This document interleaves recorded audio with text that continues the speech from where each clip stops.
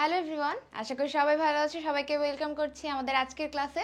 আজকে আমরা আমাদের বায়োলজি A+ রিভিশন লাইভ ক্লাসের শেষ ক্লাসটায় আছি, অর্থাৎ এইচএসসি 25 ব্যাচের জন্য যে ক্লাসগুলো আমরা নিচ্ছি এতদিন ধরে। Biology first paper, biology second paper সব ক্লাস আমরা নিচ্ছি শর্ট সিলেবাসে। তো তারই ধারাবাহিকতায় আজকে লাস্ট ক্লাসটা হচ্ছে। তো আজকে কিন্তু জীব প্রযুক্তির ক্লাস হবে। এই চ্যাপ্টারটা থেকে আজকে যা বলে দিব সেটাই তুমি পড়বা, অতটুকু থেকেই তুমি সিকিউ কমন পাবা, ঠিক আছে? এমসিকিউ সিকিউ দুইটাই কমন পাবা। সো যারা অলরেডি ক্লাসে জয়েন করেছো ঠিকমতো দেখতে পাচ্ছ কিনা, শুনতে পাচ্ছ কিনা দ্রুত আমাকে জানা। ওয়ালাইকুম আসসালাম নুসরাত, রাবেয়া, লুৎফুর রহমানকে দেখতে পাচ্ছি। ওয়ালাইকুম আসসালাম, আশা করি তোমরা ভালো আছো। হ্যাঁ, হীরা জয়েন করেছো, সাবিহা আছো আমাদের সাথে, তাসফিয়াকে দেখতে পাচ্ছি, সবাই চলে আসছে মোটামুটি। আজকে কিন্তু আমরা জীব প্রযুক্তি পড়বো এবং জীব প্রযুক্তি এমনভাবেই পড়বো যাতে আমাদের এই চ্যাপ্টারে কোনো ল্যাকিংস না থাকে, ঠিক আছে? তোমাদের জন্যই আমাদের সকল এই ক্লাসগুলো অ্যারেঞ্জ করা, শুধুমাত্র তোমাদের যাতে উপকার হয়। সো হ্যাঁ, মরিয়মকে দেখতে পাচ্ছি, রিঙ্কিকে দেখতে পাচ্ছি, সব পরিচিত স্টুডেন্ট, সাদিয়া, হ্যাঁ সবাইকে দেখতে পাচ্ছি। থ্যাংক ইউ সো মাচ, তোমাদের জন্য একদম মন থেকে ভালোবাসা। সো সবাই একটু কষ্ট করে লাইভটা শেয়ার করে দিই, আর এই ক্লাসটা মানে শেয়ার করে রাখি, নিজের টাইমলাইনে রাখতে পারি, নিজের কাছে রাখি শেয়ার করে, বিকজ এই ফেসবুক তো ডিলিট করে দিচ্ছে। আমাদের আগের দুইটা ক্লাসও কিন্তু অলরেডি ডিলিট হয়ে গেছে, অসুবিধা নেই, তোমাদেরকে আমরা আবার দিয়ে দিব ক্লাসগুলো। সো আমরা দ্রুত যাতে, হ্যাঁ নুসরাত বলছে সব কিছু ঠিক আছে, সাউন্ড ভিডিও অডিও সবই ঠিক আছে, thank you so much. So আমরা দ্রুতই ক্লাসটা শুরু করে দেবো। আজকের পড়া খুবই কম, আমি তোমাকে পুরো চ্যাপ্টারের ওরিয়েন্টেশন দিব, যাতে চ্যাপ্টারে আসলে দুইটা টপিক ইম্পর্টেন্ট আজকে, কিন্তু আমি তোমাদেরকে পুরো চ্যাপ্টারটা সম্বন্ধে একটু ওরিয়েন্টেশন দিব, যাতে তোমার লেফট আউট ফিল না হয় যে এত বড় একটা চ্যাপ্টার আমি কি করলাম, এতটুকু পড়লে হবে কিনা, ঠিক আছে? সো হ্যাঁ, প্রভা চলে আসছে আমাদের সাথে। সো অনেকেই আছো, লাইভটা শেয়ার করা হয়েছে বলো। এই যে পুষ্পিতা যেমন প্রতিদিন ওর মায়ের আইডি থেকে ক্লাস করে, তারপরে একটা কিছু লিখে, তারপরে ব্র্যাকেটে লিখে দেয় যে ও হলো পুষ্পিতা। তারপরে আমি রিসেন্টলি জানতে পারছি আমার একটা স্টুডেন্ট এতদিন পান্না নামে আমি কমেন্ট পড়তেছিলাম, সো ওর নাম আমি আজকে জানতে পারছি প্রভা। তো তোমাদেরও যদি এরকম কোনো নকল নাম, মানে নকল নাম না, তোমরা বাবা মায়ের আইডি দিয়ে ক্লাস করো, সো তারাও কিন্তু নিজের নাম কমেন্টে জানাইতে পারো, ঠিক আছে? নিঝুম রাতের তারা টাইপের আইডি যাদের আছে, এখন আমি তোমাকে কি বলে ডাকবো বলো? হ্যাঁ, রাবেয়াকে দেখতে পাচ্ছি, সাদিয়াকে দেখতে পাচ্ছি, সন্দীপনকে দেখতে পাচ্ছি, তানভীরকে দেখতে পাচ্ছি, সবাইকে দেখতে পাচ্ছি, রুহানা জান্নাতকে দেখতে পাচ্ছি।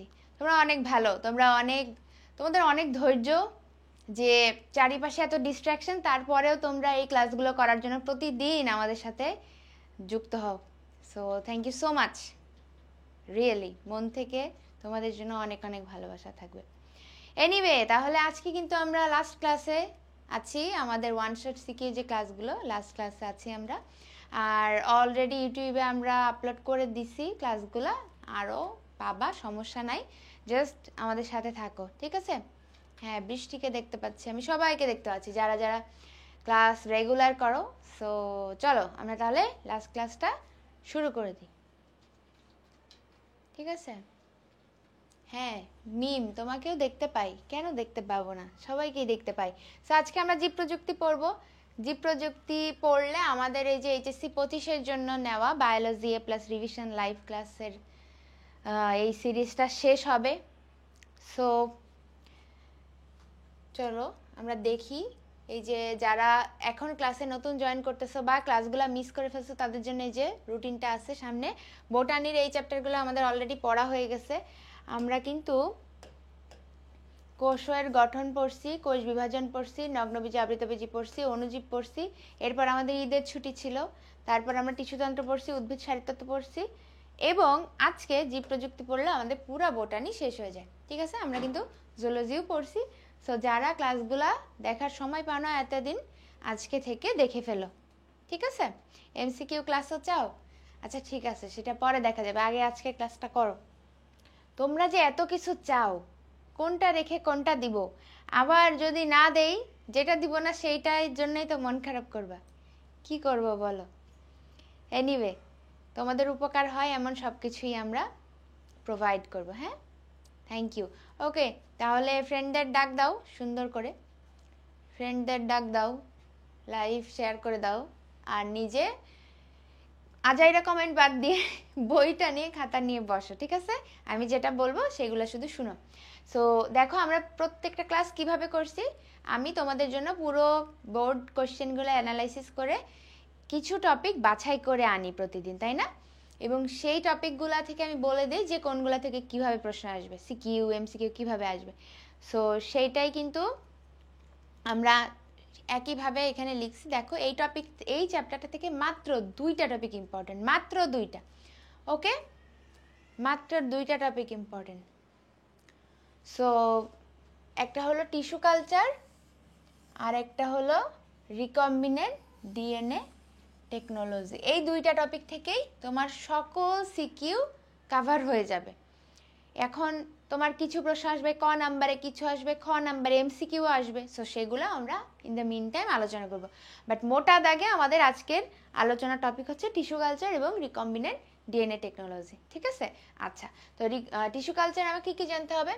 বেসিক্যালি দেখো, এখানেও সংজ্ঞা লেখা, এখানেও সংজ্ঞা লেখা, এখানেও পদ্ধতি লেখা, ওখানেও পদ্ধতি লেখা, এখানেও গুরুত্ব লেখা, ওখানেও গুরুত্ব লেখা। তার মানে তোমার সিকিউ এর প্যাটার্ন সেম। তোমাকে যদি টিস্যু কালচার থেকে প্রশ্ন করা হয় তাহলে তোমার সেখানে সংজ্ঞা জানতে হবে, তোমার এই ধাপগুলো জানতে হবে। পদ্ধতি মানে কি? পদ্ধতি মানে হলো ধাপ। তাহলে এই ধাপগুলো জানতে হবে এবং এই টিস্যু কালচার পদ্ধতিকে প্রয়োগ করে তুমি মানুষের জীবনে কিভাবে উন্নতি করতেছো সেই জিনিসগুলাই কিন্তু এই গুরুত্বর মধ্যে চলে আসবে। একইভাবে রিকম্বিনেন্ট ডিএনএ টেকনোলজির ক্ষেত্রেও তাই। আরেকটা জিনিস পড়তে হবে, এই 2টার পার্থক্য পড়তে হয়, ঠিক আছে? সব কিছু আমরা আজকে ক্লাসে পড়ে ফেলবো। ওকে, আচ্ছা। সো এই চ্যাপ্টার শুরু করার আগে তোমাদেরকে আমি একটু কয়েকটা কথা বলতে চাই। সেটা হলো এই চ্যাপ্টারের যেই জ্ঞানমূলক প্রশ্নগুলো আসে সেগুলো বইয়ের মধ্যে থেকেই পাবা অবভিয়াসলি, ক এবং খ নাম্বার, কিন্তু সংজ্ঞাগুলো জানতে হবে। যেমন তোমাকে প্রশ্ন করা হলো মাইক্রো প্রপাগেশন কি, বা ধরো তোমাকে প্রশ্ন করা হলো এক্সপ্ল্যান্ট কি, বা তোমাকে প্রশ্ন করা হলো জিনোম সিকোয়েন্সিং কি, তাহলে এই প্রত্যেকটা জিনিস কিন্তু তোমার পরীক্ষায় আসতে পারে। তোমাকে এইভাবেই সুন্দর করে পড়ে ফেলতে হবে। হ্যাঁ, তো আমি তোমাকে তো বলবোই, তারপরেও তুমি চেষ্টা করবা অবশ্যই সুন্দর করে এই জিনিসগুলো পড়ে ফেলার। ওকে, সবার আগে আমি একটু তোমাদেরকে এই যে আজকের যে চ্যাপ্টারের নাম এইটা সম্বন্ধে একটু ওরিয়েন্টেড করতে চাই। যে জীব প্রযুক্তি, এই কথাটার মানে কি, এটার সংজ্ঞা কি? জীব প্রযুক্তির ইংলিশ হলো বায়োটেকনোলজি। সবাই আজে বাজে কমেন্ট না করে আমার কথা শুনো, বায়োটেকনোলজি। সো এই বায়োটেকনোলজি কথাটা থেকেই আমরা এটার সংজ্ঞা জানতে পারি। বায়ো শব্দটা আসছে বায়োলজি থেকে, টেকনোলজি মানে জানো প্রযুক্তি। তাহলে তুমি এই বায়োলজি বা জীববিজ্ঞানের নলেজকে কাজে লাগিয়ে, বায়োলজি বা এই জীববিজ্ঞানের তোমার যে নলেজ সেটাকে কাজে লাগিয়ে তুমি প্রযুক্তির সহায়তায় মানব জীবনে যেই উন্নতিগুলা করবা, এটাই হইল আমাদের এই পদ্ধতির নামই হলো বায়োটেকনোলজি। তাহলে বায়োটেকনোলজি হলো একটা কি পদ্ধতি বা প্রক্রিয়া, যার মাধ্যমে তুমি এই বায়োলজির নলেজকে কাজে লাগিয়ে এবং টেকনোলজির হেল্প নিয়ে প্রতিদিন মানব জীবনকে উন্নত করবা। সবাই কি বুঝতেছি? আমরা কি কালকের ক্লাস করে সবাই খুব ক্লান্ত? কালকের ক্লাসটা আমরা অনেকক্ষণ করছি, তাই না? আমি জানি, কিন্তু কিন্তু তুমি যদি কালকের ক্লাসটা করে থাকো তাহলে এটাও জানো যে ওই ক্লাসের বাইরে কিন্তু আর কিছুই লাগবে না, রাইট?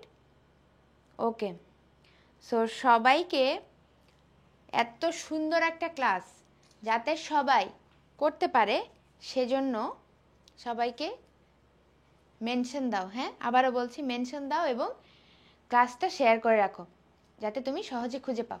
এনিওয়ে, তাহলে বায়োটেকনোলজি বা জীব প্রযুক্তি আমরা বুঝতে পারছি। এই জীব প্রযুক্তি বিভিন্নভাবে বিভিন্ন সময়ে আমাদের সামনে আসছে। তারই একটা অংশ হলো টিস্যু কালচার, আরেকটা হলো রিকম্বিনেন্ট ডিএনএ টেকনোলজি। তাহলে প্রথমে আমরা পড়ব টিস্যু কালচার, ঠিক আছে?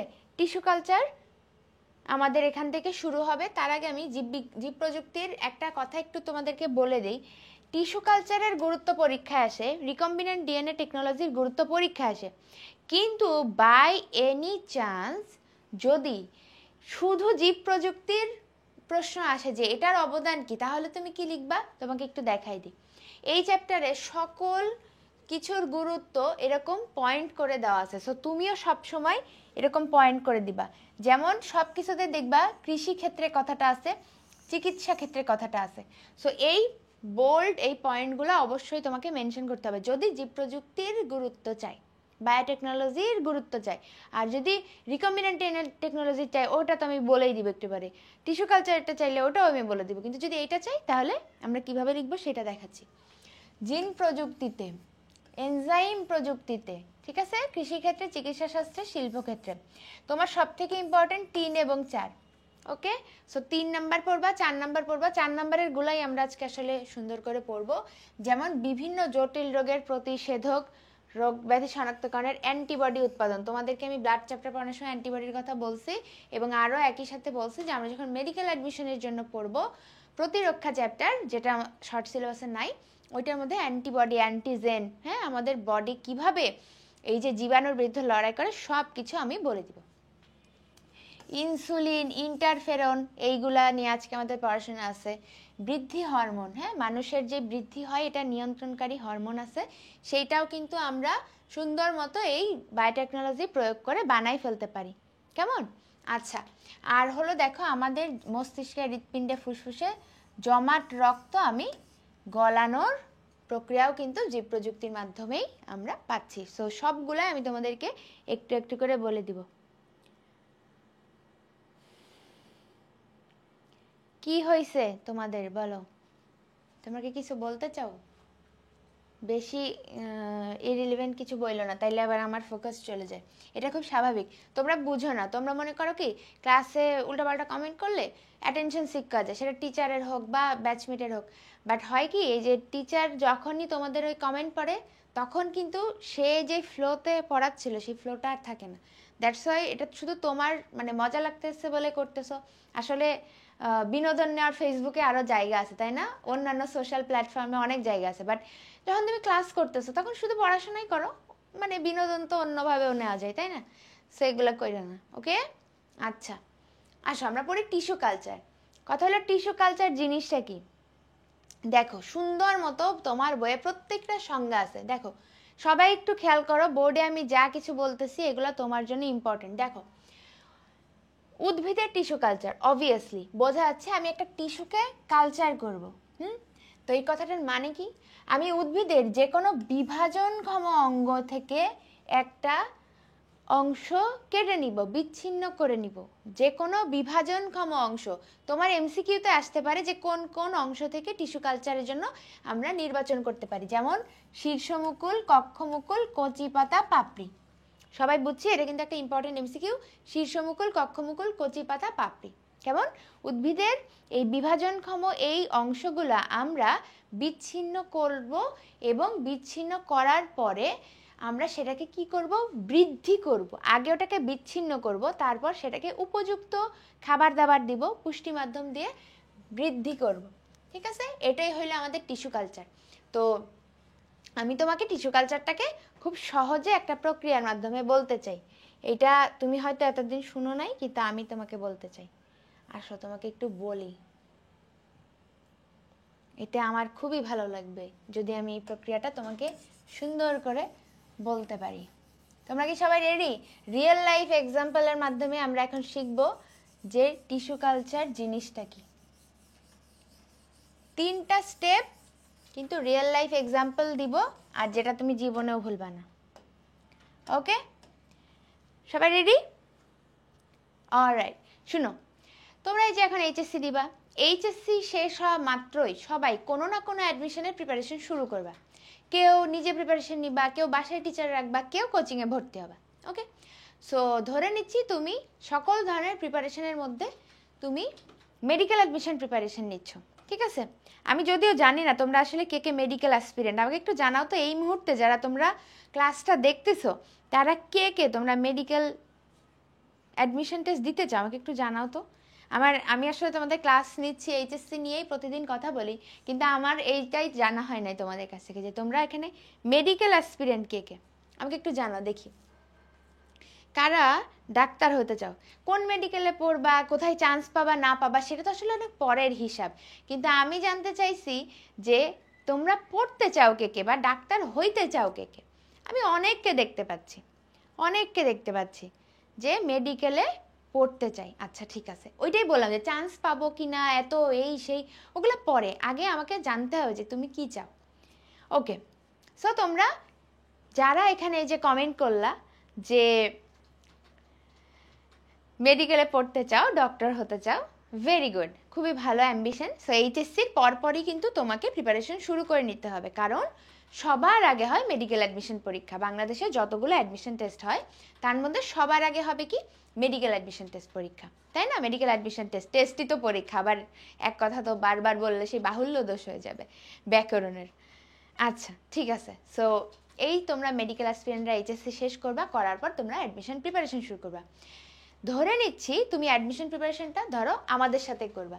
সো তুমি যখন ধরো তুমি হলো একটা ইন্ডিভিজুয়াল, তোমার নাম হলো এ, ঠিক আছে, তোমার নাম হলো এ, তুমি এইচএসসি শেষ করছো, এখন তোমার কাছে স্বপ্ন আছে যে তুমি মেডিকেলে পড়তে চাও।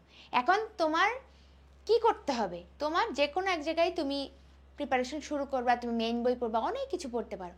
সো ধরে নিচ্ছি তুমি আমার কাছে মেডিকেল অ্যাডমিশনের প্রিপারেশন নিচ্ছ, তখন তোমাকে কি করা হবে, তোমাকে নিয়ে বসে তোমার স্বপ্নটা আমরা শুনতে চাই যে ঠিক আছে তুমি আসলে মানে মেডিকেলে চান্স পাইতে চাও, সেটা কিভাবে পাইতে চাও, লাইক তুমি টপ মেডিকেলে পাইতে চাও, নাকি তুমি ঢাকা মেডিকেলে চান্স পাইতে চাও, নাকি তুমি প্রথম 20 জনের মধ্যে চান্স পাইতে চাও, নাকি তুমি সরকারি মেডিকেলে চান্স পাইতে চাও, নাকি তুমি বেসরকারিতে হলেও তুমি খুশি।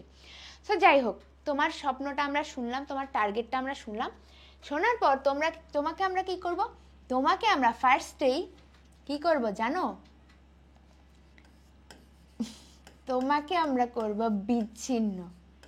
কি থেকে বিচ্ছিন্ন করব জানো, বিচ্ছিন্ন করব হলো বাকি সব ডিস্ট্র্যাক্টিং মিডিয়া থেকে। সো তুমি একটা পরিপূর্ণ অংশ ছিলা এ, সেখান থেকে তোমাকে আমরা বিচ্ছিন্ন করব এবং বিচ্ছিন্ন করব সকল খারাপ উপাদান থেকে, যেমন ফেসবুক। সো অ্যাডমিশনের ক্লাসগুলা কিন্তু ফেসবুকে হবে না, অ্যাডমিশনের ক্লাস আমাদের হয় কোথায়, সব লাইভ ক্লাসগুলো জুমে হয়, আর সব ক্লাস ওয়েবসাইট টেলিগ্রাম এগুলাতে থাকে, সো ফেসবুকে থাকে না। ওকে, তো সকল খারাপ জিনিস থেকে তোমাকে আমরা বিচ্ছিন্ন করব, 1 নাম্বার ধাপ। বিচ্ছিন্ন করে তোমাকে আমরা বাছাই করব। কেন বাছাই করব, যে তোমার মধ্যে যে পটেনশিয়ালটা আছে সেটাকে আমরা কিভাবে গ্রো করে তোমার ড্রিমটাকে পূর্ণ করতে পারি। সো বাছাই করব টু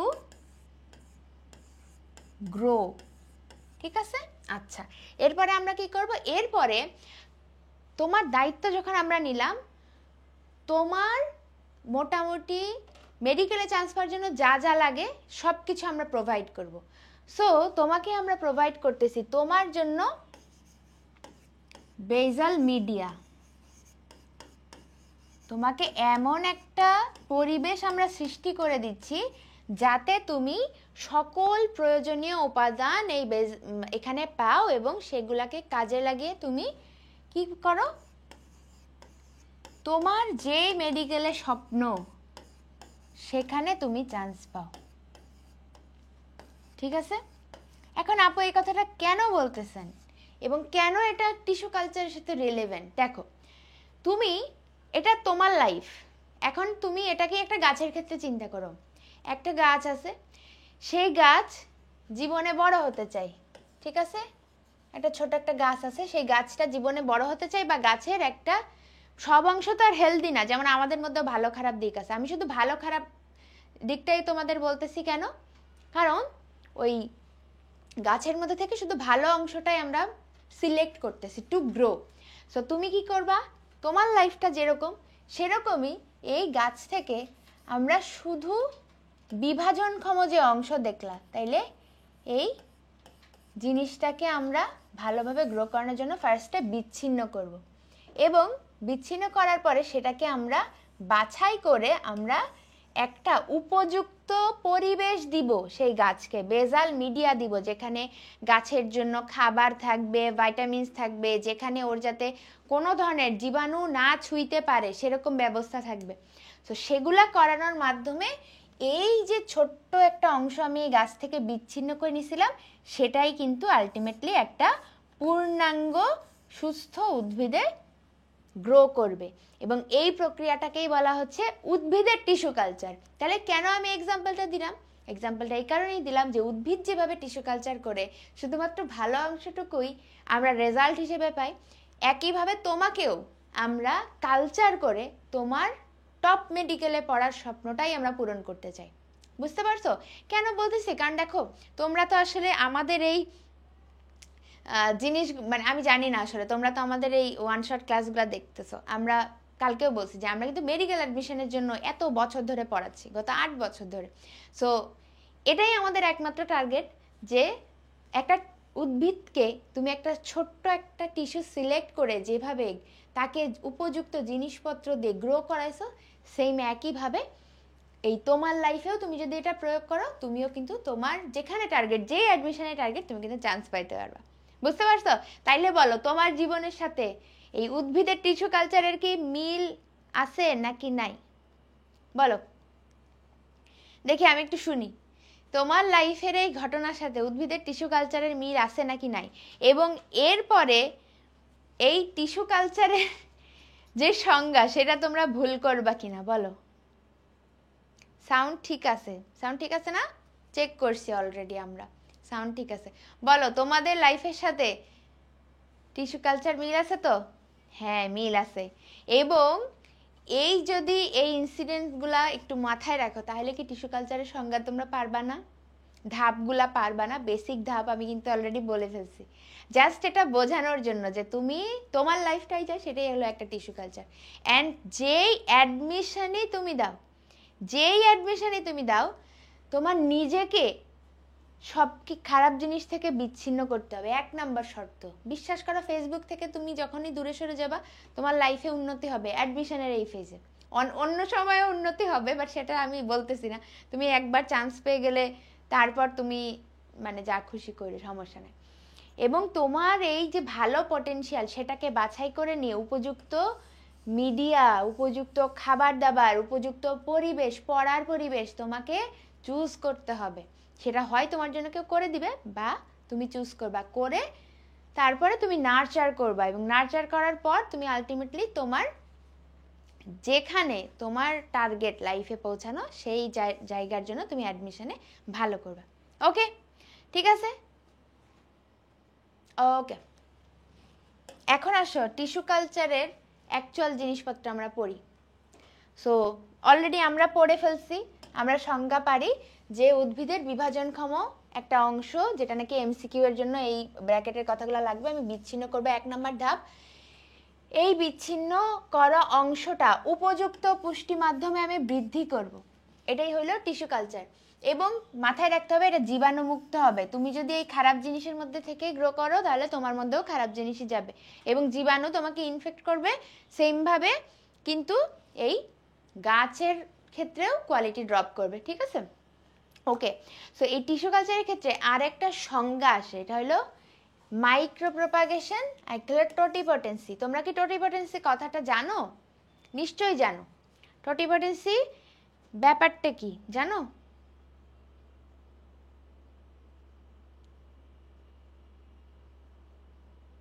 বলো। আচ্ছা, তোমরা না এমন করো কেন?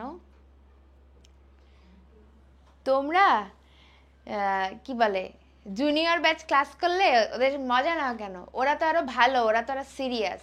মানে তোমরা এখন এসে সিরিয়াস হইছো, ওরা আরো 2 বছর আগে সিরিয়াস হয়েছে, তাহলে ওদের সাথে মজা না যাবে না, ঠিক আছে? বুঝতে পারছো?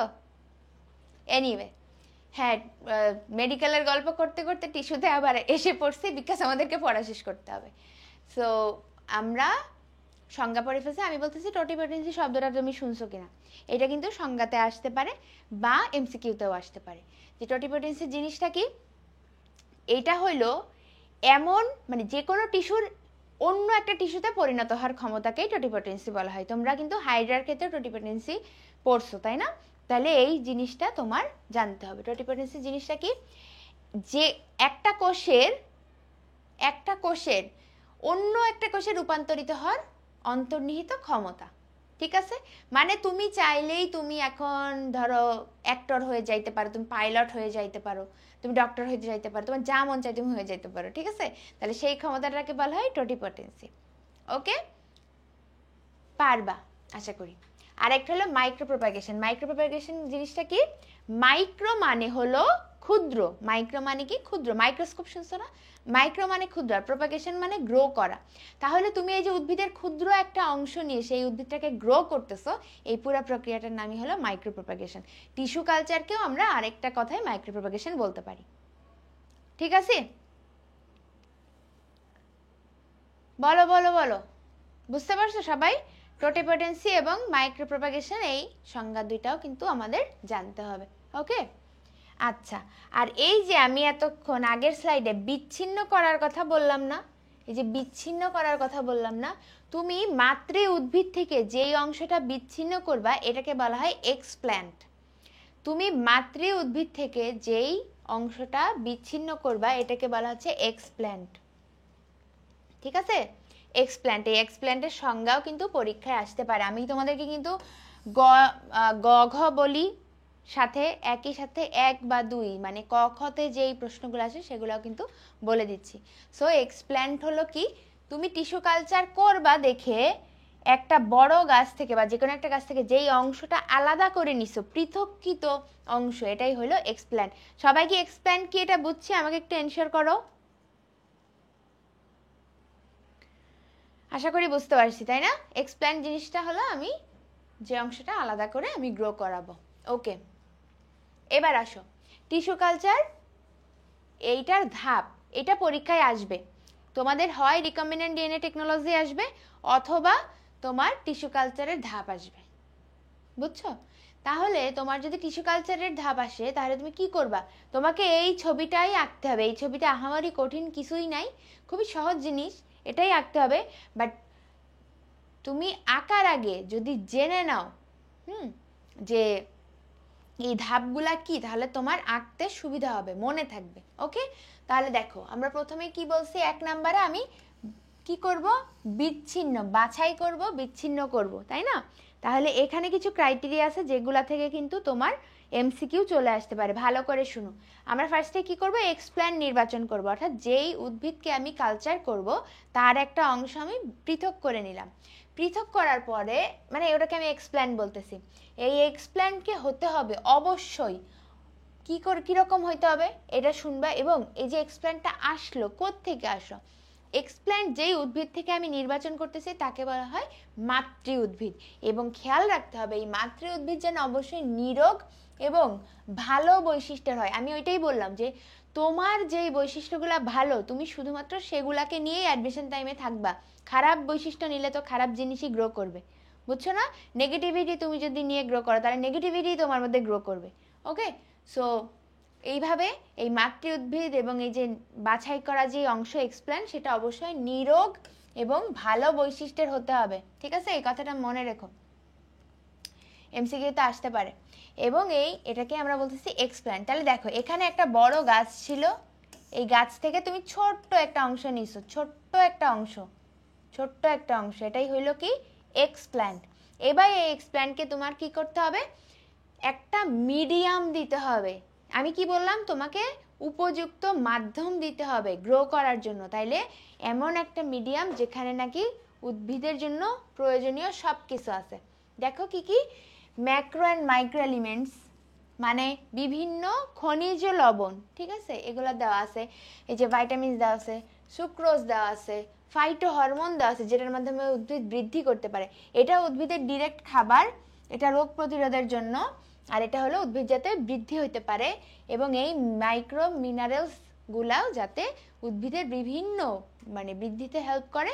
এগুলা সব দিয়ে আমি একটা মিডিয়াম বানাই, একটা ধরে এমন একটা পরিবেশ যেখানে সব আছে।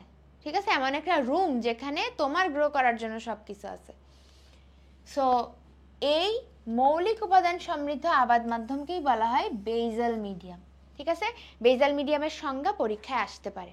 মৌলিক উপাদান সমৃদ্ধ এই মিডিয়ামকে বলা হচ্ছে কি, আবাদ মাধ্যমকে বলা হচ্ছে বেসাল মিডিয়াম। সবাই কি আসি? আমরা সবাই কি শুনতেছি?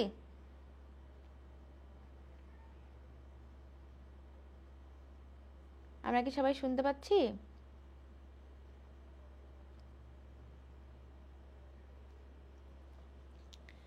ঠিক আছে।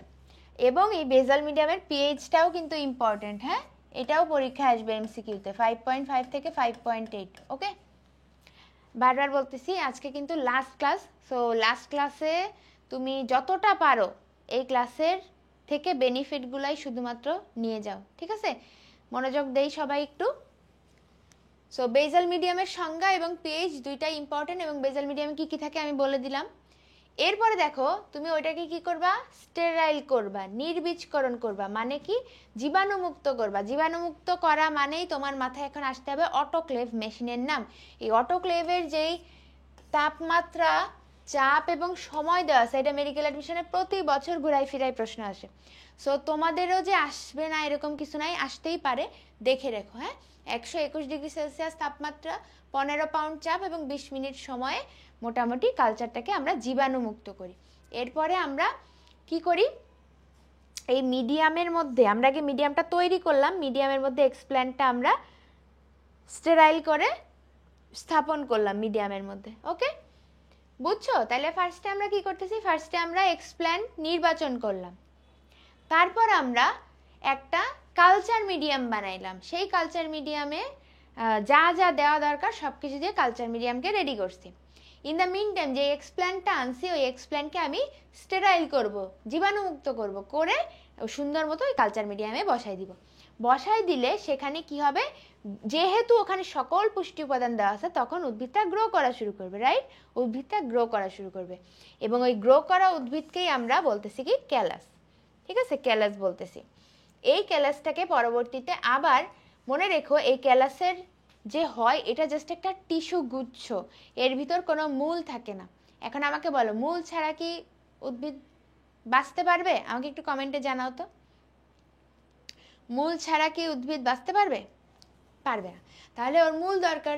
সো মূল তৈরি করার জন্য আমাকে ওইটা কি করতে হবে, উৎপাদক মাধ্যমে আমাকে আরেকটা উৎপাদক মাধ্যমে পাঠাইতে হবে, এবং সেখান থেকে চারা উৎপাদন করে পরবর্তীতে যখন বড় হয়ে যাবে তখন আমি ওকে পরিবেশে ছেড়ে দিব। এই 6 নাম্বার পয়েন্টটা আমি কেন তোমাদের দেখাই নিলাম, বিকজ তোমরা এটা ভুলে যাও। তোমরা মনে করো ওই যে এক্সপ্ল্যান্টটাকে আমরা বেসাল মিডিয়ামে দিছি, ওখান থেকেই বড় হয়ে যাচ্ছে, তারপরে পরিবেশে দিচ্ছি না, ওইটাতে কোনো মূল থাকে না, মনে রাখো। ঠিক আছে, এই জন্য ওটাকে আলাদা করে মূল উৎপাদনকারী মিডিয়ামে উপস্থাপন করতে হয়। সো তাহলে আমরা ঝটপট এখন চিত্র দেখব এবং পরীক্ষা আসলে কি লিখবো সেটা আমরা দেখব। তাহলে প্রথমে আমরা 1 নাম্বার, দেখো এখানে সিকোয়েন্সটা বোঝো, তাহলে তুমি ফুল মার্কস পাবা। তুমি যদি কোনো বর্ণনা নাও লেখো, তুমি জাস্ট এখানে যা যা আছে আমি যা যা দেখাচ্ছি এগুলো লিখে আসো, তুমি ফুল মার্কস পাবা, বর্ণনা না লিখলেও। ঠিক আছে, চিত্রটা অনেক ইম্পর্টেন্ট, চিত্রটা অনেক অনেক অনেক ইম্পর্টেন্ট। ঠিক আছে, আচ্ছা 1 নাম্বার হলো তাহলে কি, আমি এই এক্সপ্ল্যান্ট নির্বাচন করলাম। এই 2 নাম্বার হলো কি, আমি এই যে কালচার মিডিয়াটা রেডি করলাম। তুমি একটা এই যে কনিক্যাল ফ্লাক্সের মতো আঁকবা, আঁকার পর এখানে একটু পানি পানি দিবা, আর এই ছোট্ট একটু টিস্যু এঁকে দিবা। মেক শিওর যে এই টিস্যুটা একটু ভিজিবল হয়। হ্যাঁ, তুমি এটা এবড়ো থেবড়ো আঁকো, বাট যেটা ভিজিবল হইতে হবে, টিচারের চোখে পড়তে হবে। ওকে, এটা স্থাপন করলাম 2। 3 নাম্বারে কি হইলো, তাইলে সেটা একটা বিভাজন হইলো, যেহেতু এখানে সে সকল জিনিসপত্র পাচ্ছে, খাবার দাবার হরমোন সব পাচ্ছে, সে বৃদ্ধি হচ্ছে, বৃদ্ধি হয়ে 3 নাম্বারে ক্যালাস সৃষ্টি করবে, ক্যালাস সৃষ্টি করবে। এবং 4 নাম্বারে এটা কি হচ্ছে, এই ক্যালাস সৃষ্টির মাধ্যমে সে চারার সৃষ্টি করবে। খেয়াল রাখবো এখানে কোনো মূল সৃষ্টি হয়নি, কিন্তু আমার উদ্ভিদকে সারভাইভ করার জন্য মূল অবশ্যই দরকার। তাই 5 নাম্বার চিত্রে যেটা আমরা কোনোভাবেই ভুল করব না, সেটা হলো এই জিনিসটা লেখা, মূল সৃষ্টির জন্য পৃথক মিডিয়ামে স্থাপন। সবাই কি দেখতে পাচ্ছি 5 নাম্বার চিত্রটা?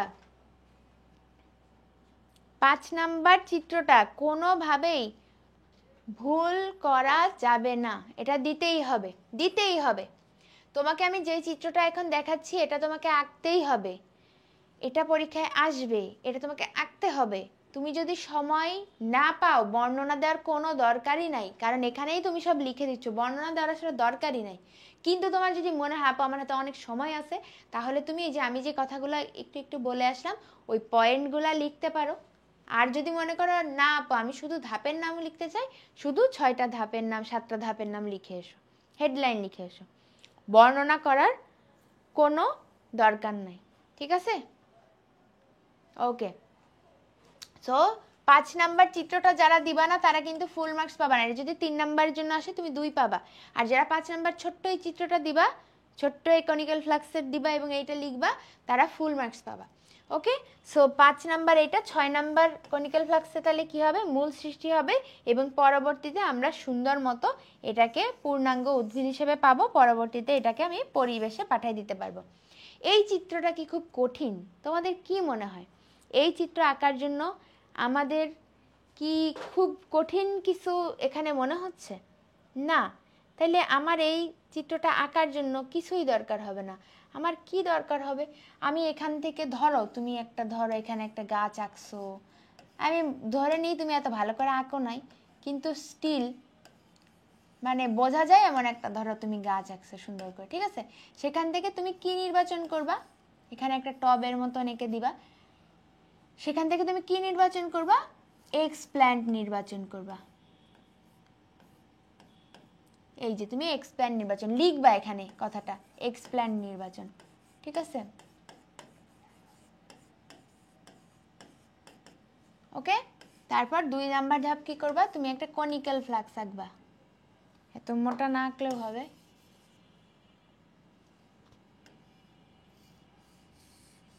এটা তুমি যে কোনো ধরনের আঁকতে পারো, কনিক্যাল ফ্লাক্স আঁকতে পারো। তুমি একটা মানে বোঝাইলেই হবে যে এর মধ্যে জিনিসপত্র আছে। এরপরে এখানে এরকম পানি পানি দিবা, আর এখানে এই যে এক্সপ্ল্যান্টটা যাতে ভিজিবল হয় এরকম ব্যবস্থা করে আঁকবা এবং অবশ্যই এখানে ধাপের নাম লিখবা, 1 নাম্বার ধাপ।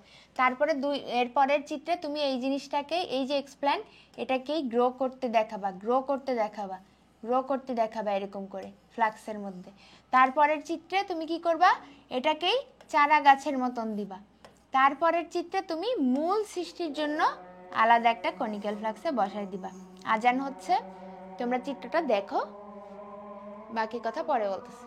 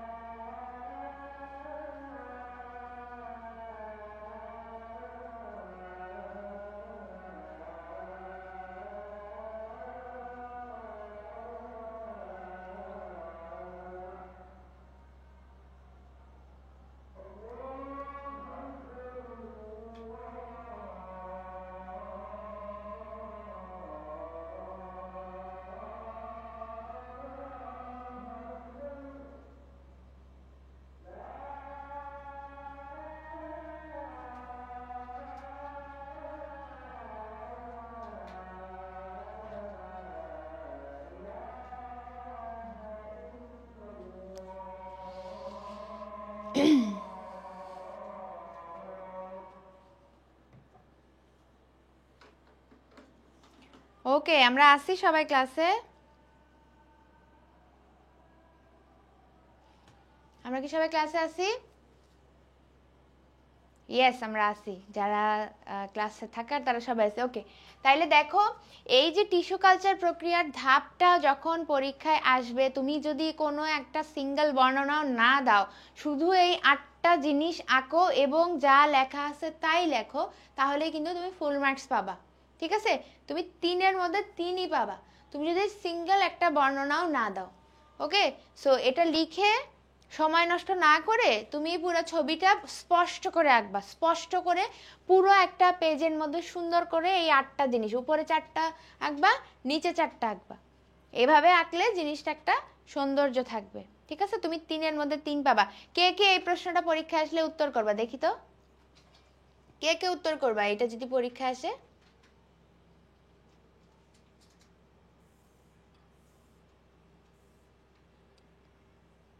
সো এই ধাপগুলা তোমরা জাস্ট এই ধাপগুলা একটা জায়গায় লিখে রাখবা, তাহলেই হবে। হ্যাঁ, ধাপের নামগুলা, এটা আর কোনো কিছুই দরকার নাই, খালি এই চিত্রটা শিখতে হবে। ওকে, আচ্ছা, তাহলে এখন আমাদের বাকি আছে হলো টিস্যু কালচারের গুরুত্ব। আমাদের টিস্যু কালচারের গুরুত্ব পড়লে কিন্তু শেষ হয়ে যাবে। সো টিস্যু কালচারের গুরুত্ব তোমাদের বইয়ে একদম 14-15টা পয়েন্ট দেওয়া আছে, সবগুলো তোমার লাগবে না, সবগুলো পয়েন্ট তোমার দরকার নাই। তুমি কয়েকটা পয়েন্ট হেডলাইন শিখবা এবং 2-একটা ইম্পর্টেন্ট কথা শিখবা। যেমন টিস্যু কালচারের গুরুত্ব যখন তোমার পরীক্ষা আসবে, তুমি 1 নম্বরে এইটাই দিবা, হুবহু মাতৃগুণ সম্পন্ন চারা উৎপাদন বা মাইক্রো প্রপাগেশন। এবং তুমি সেখানে কিন্তু এই এই লাইনটা লিখলেই হবে, তোমার ভিতরে আর কিছু না লিখলেও হবে। যদি লিখতে চাও এক্সাম্পল দিয়ে বা উদাহরণ দিয়ে থুজা সাগরকলা এই কথাটা লিখে দিবা।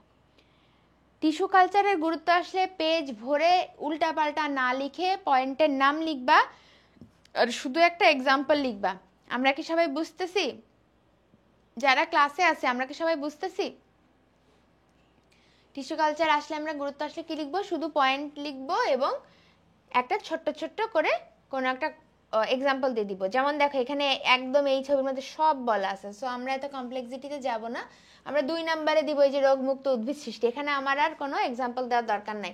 3-এ আমরা চারা উৎপাদন, 5-এ বিলুপ্তপ্রায় উদ্ভিদ সংরক্ষণ, এটা দিও, এটা হলো ইম্পর্টেন্ট একটা পয়েন্ট। ঠিক আছে? আচ্ছা, 6 নাম্বারটা অবশ্যই দিবা, অবশ্যই, এবং এটা এমসিকিউ এর জন্য ইম্পর্টেন্ট, মেডিকেল ভর্তি পরীক্ষার জন্য ইম্পর্টেন্ট, যে সংকর উদ্ভিদ উৎপাদনের ক্ষেত্রে প্রোটোপ্লাস্টের মিলন বা ফিউশন হওয়া, এটাও কিন্তু এই টিস্যু কালচারেরই গুরুত্ব। ঠিক আছে? বুঝেছো কি বলছি? তাহলে এইটা অবশ্যই দিবা। এবং এখানে উদাহরণ আছে একটা, এই উদাহরণটা পরীক্ষায় আসে, এই যে আলু এবং টমেটো, এই দুইটাকে তুমি যখন ফিউশন করবা তখন এটার নাম কি হবে বলো তো? এটার নাম কি হবে? শুনছো? টমেটো, শুনছো?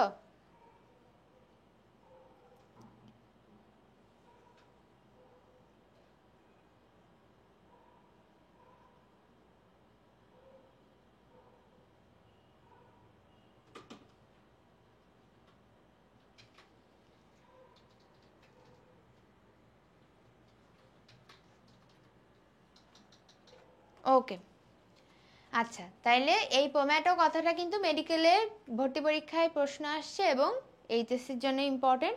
আর তুমি যখনই এই পয়েন্টটা মেনশন করবা না, এই পয়েন্টটা মেনশন করবা সংকর উদ্ভিদ উৎপাদনের ক্ষেত্রে প্রোটোপ্লাস্টের মিলন, সেখানে তুমি এই আলু এবং টমেটোর যেই ফিউশন সেটার মাধ্যমে টমেটো তৈরি হয় এটা বলবা। এবং তারপরে এই পয়েন্টটাও দিবা মেরিস্টেম কালচার, এটাও খুব ইম্পর্টেন্ট। তুমি 9 নাম্বার পয়েন্টটা দিবা হ্যাপ্লয়েড উদ্ভিদ উৎপাদন, এবং সেখানে জাস্ট এটাই লিখবা যে পরাগরেণু পরাগধানী কালচারের মাধ্যমে এই হ্যাপ্লয়েড কালচারটা করা হয়। ঠিক আছে? বুঝছো? আচ্ছা, আরো দেখো অনেকগুলো পয়েন্ট আছে, তুমি এর মধ্যে আরেকটা দিবা যে ট্রান্সজেনিক উদ্ভিদ সৃষ্টি।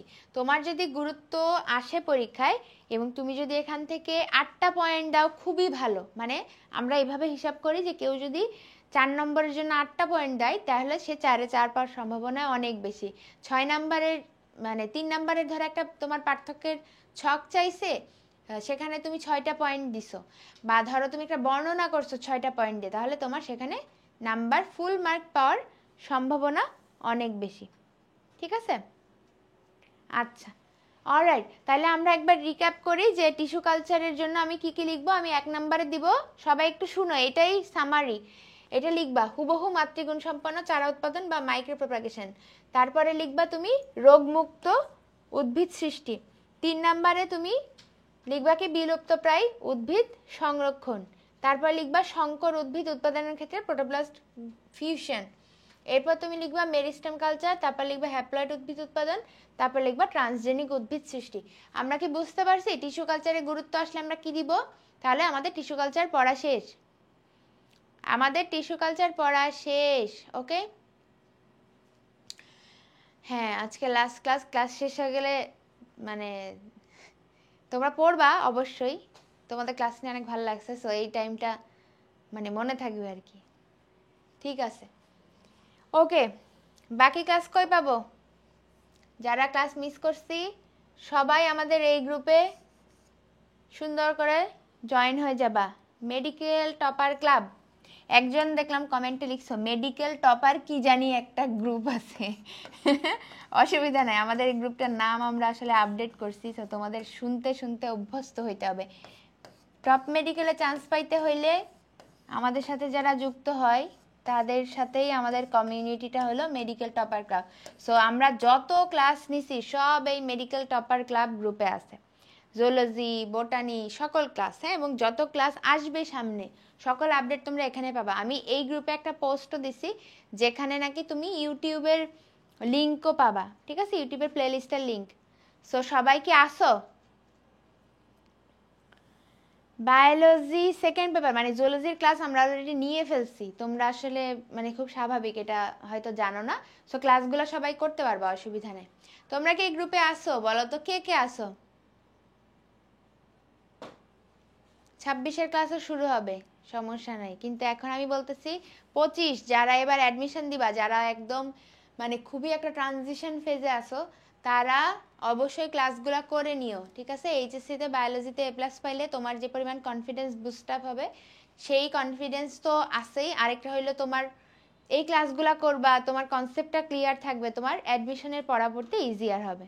ঠিক আছে, ওকে, হ্যাঁ আমি দেখতে পাচ্ছি অনেকেই তোমরা এই গ্রুপে অ্যাড আসো, থ্যাংক ইউ সো মাচ। তাইলে এই গ্রুপে থাকলে তুমি আরও এরকম তোমাদের পরীক্ষার মধ্যেও আমরা ক্লাস নিতে পারি, তোমাদের যা যা দরকার উই উইল এনশিওর যে তোমাদের সেগুলো যাতে আমরা প্রোভাইড করতে পারি। সো গ্রুপে আপডেট থেকো, ঠিক আছে? Alright, thank you so much. আমাদের টিস্যু কালচার পড়া শেষ। এখন তোমরা আমাকে কি বলবা বলো, থ্যাংক ইউ দিবা একটা নাকি? যে আপু থ্যাংক ইউ সো মাচ, এত সহজ একটা টপিক আপনি এতক্ষণ ধরে পড়াইছেন, এটা বলবা তাই না? তোমরা আবার কেউ কেউ স্লো পড়ানো পছন্দ করো না, কেউ কেউ ফাস্ট পড়ানো পছন্দ করো না, কি একটা অবস্থা। আমরা সংজ্ঞা পড়ছি, পদ্ধতি পড়ছি, গুরুত্ব পড়ছি, আমাদের টিস্যু কালচার পড়া শেষ, রাইট? এখন আমরা রিকম্বিনেন্ট ডিএনএ টেকনোলজি পড়বো। এমসিকিউ ক্লাস নেওয়ার জন্য অনেক অনেক অনেক বলতেছো। আচ্ছা ঠিক আছে, ওটা পরে, আগে এটা পড়ো না। রিকম্বিনেন্ট ডিএনএ টেকনোলজি, তোমার এখান থেকে অবশ্যই সংজ্ঞা লাগবে, পদ্ধতি লাগবে, গুরুত্ব লাগবে। ইনসুলিন এই রিকম্বিনেন্ট ডিএনএ টেকনোলজির মধ্যে, উদ্ভিদের টিস্যু কালচারের মধ্যে না। আগে দেখো কি কি পড়ায়, তারপরেও যদি তোমার কোনো কনফিউশন থাকে আমাকে বলবা, কেমন? আচ্ছা, রিকম্বিনেন্ট ডিএনএ টেকনোলজি জিনিসটা কি তোমাদের কোনো আইডিয়া আছে?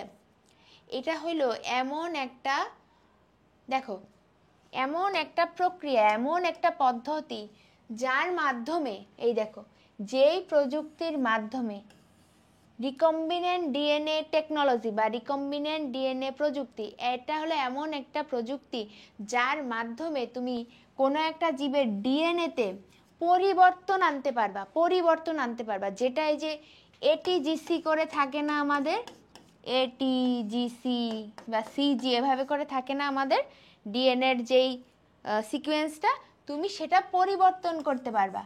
কি ধরনের পরিবর্তন? কাঙ্ক্ষিত পরিবর্তন, যেই পরিবর্তন তুমি চাচ্ছ, যেই পরিবর্তন তুমি চাচ্ছ তুমি সেই পরিবর্তন আনতে পারবা। ঠিক আছে? সো রিকম্বিনেন্ট ডিএনএ টেকনোলজির সংজ্ঞায় তোমাকে অবশ্যই এই 2-3টা জিনিস মেনশন করতে হবে, যে এটা হলো এমন একটা প্রযুক্তি যেই প্রযুক্তির মাধ্যমে কোনো জীবের ডিএনএতে তুমি কাঙ্ক্ষিত গাঠনিক পরিবর্তন আনতে পারবা, সেটা হলো রিকম্বিনেন্ট ডিএনএ টেকনোলজি। এবং এই সংজ্ঞাটা তোমার দেখো, এই রিকম্বিনেন্ট ডিএনএ টেকনোলজি গতে আসতে পারে, ঘতে আসতে পারে। তুমি যদি এই সংজ্ঞাটা দিয়ে তারপরে লেখা শুরু করো, টিচারের ইমপ্রেশন এমনিই তোমার উপর ভালো হয়ে যাবে। এই জন্য আমি সবসময় বলি, যেই প্রক্রিয়াটা আসতেছে, গ নাম্বারে যেটা চিহ্নিত তুমি করতে পারছো, গ নাম্বারে যেটা লিখতে বলছো, তুমি যদি একটু সংজ্ঞা দাও আর তারপরে পুরো জিনিসটা চিত্র দিয়ে দাও, তোমাকে ওই প্রশ্নে ফুল মার্কস দিবে।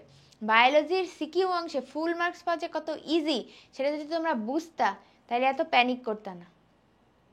বুঝছো?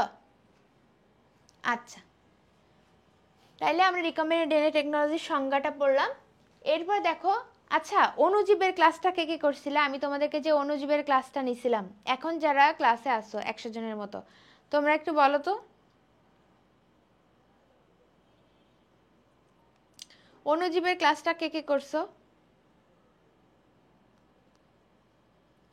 অণুজীবের ক্লাসটা যারা করছো তারা জানো যে আমরা ব্যাকটেরিয়ার গঠন পড়ছিলাম, মনে আছে? আমরা যে ব্যাকটেরিয়ার গঠন পড়ছিলাম সেটা মনে আছে? সাউন্ড কি সবারই কম লাগতেছে? আমাকে জানাও তো, সবারই কি কম লাগতেছে সাউন্ড?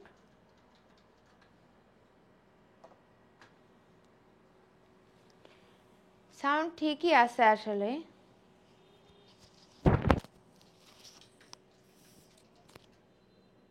সাউন্ডে কোনো প্রবলেম নাই, সাউন্ড ক্লিয়ার। তাইলে তোমরা ডিভাইস চেক করো, নেট কানেকশন ঠিক করো, তাহলে ঠিক হয়ে যাবে। ওকে, আচ্ছা তাইলে আমি যেটা বলতেছিলাম যে অণুজীব ক্লাসে আমরা ব্যাকটেরিয়ার গঠন পড়ছি। সেই ব্যাকটেরিয়ার গঠনে ব্যাকটেরিয়ার একটা ডিএনএ নিউক্লিয়ের একটা অঞ্চল ছিল, সেটা বাদেও ব্যাকটেরিয়াতে একটা গঠন ছিল এরকম গোল্লা দেওয়া, প্লাজমিড নামে। এই প্লাজমিড জিনিসটা থেকেই পরবর্তীতে আমরা রিকম্বিনেন্ট ডিএনএ টেকনোলজির সব কিছু কন্টিনিউ করব। সো তোমাদেরকে আমি বলে রাখি, যারা এই মুহূর্তে ক্লাসে আসো, তোমাদের কিন্তু পসিবিলিটি আছে যে অণুজীব এবং জীব প্রযুক্তি এই দুইটা কম্বিনেশন করেও প্রশ্ন আসতে পারে। কেন? কারণ জীব প্রযুক্তির একটা বড় অংশ জুড়ে আছে ব্যাকটেরিয়া। ব্যাকটেরিয়া ছাড়া আমরা কোনোভাবেই এই যে ডিএনএর পরিবর্তনগুলো এনে আমরা ওই যে দ্বিভাজন প্রক্রিয়া পড়াইছি না তোমাদেরকে, সেই দ্বিভাজন হইতো না ব্যাকটেরিয়া ছাড়া। দ্যাটস ওয়াই অণুজীবের সাথে কিন্তু জীব প্রযুক্তি ফিউশন করে আসতে পারে। সবাই বুঝছি? সবাই বুঝছি? এটা কিন্তু আসতে পারে। ওকে, সো বি প্রিপেয়ার্ড, যে কোনোভাবে প্রশ্ন আসতে পারে, মাথাটা ঠান্ডা রাখবা, কোনো মানে আগেই প্যানিক করবা না। তুমি যা পড়ছো এর মধ্যে থেকে আসছে, তোমাকে জাস্ট আইডেন্টিফাই করতে হবে ওইটা, তারপর তুমি লিখবা। এবং এই যে আজকে গ্রুপে পোস্ট দেখছো না, তোমাদেরই একটা ব্যাচমেট কিন্তু পোস্ট দিছে যে কালকে এবং তার আগের ক্লাসে আমি যা পড়াইছি সেইটাই সে আজকে যখন তার কোচিংয়ে মডেল টেস্ট দিতে গেছে সে হুবহু কমন পাইছে, এবং এই হুবহু কমন তোমরাও পাবা এইচএসসি পরীক্ষার হলে।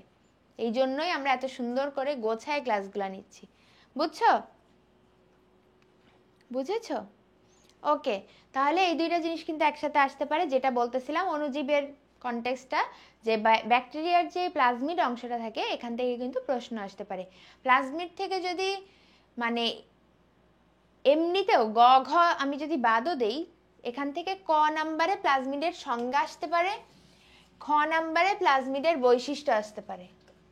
ঠিক আছে? So be prepared. প্লাজমিডের বৈশিষ্ট্য একাডেমিক এবং অ্যাডমিশন দুইটার জন্য অনেক বেশি ইম্পর্টেন্ট।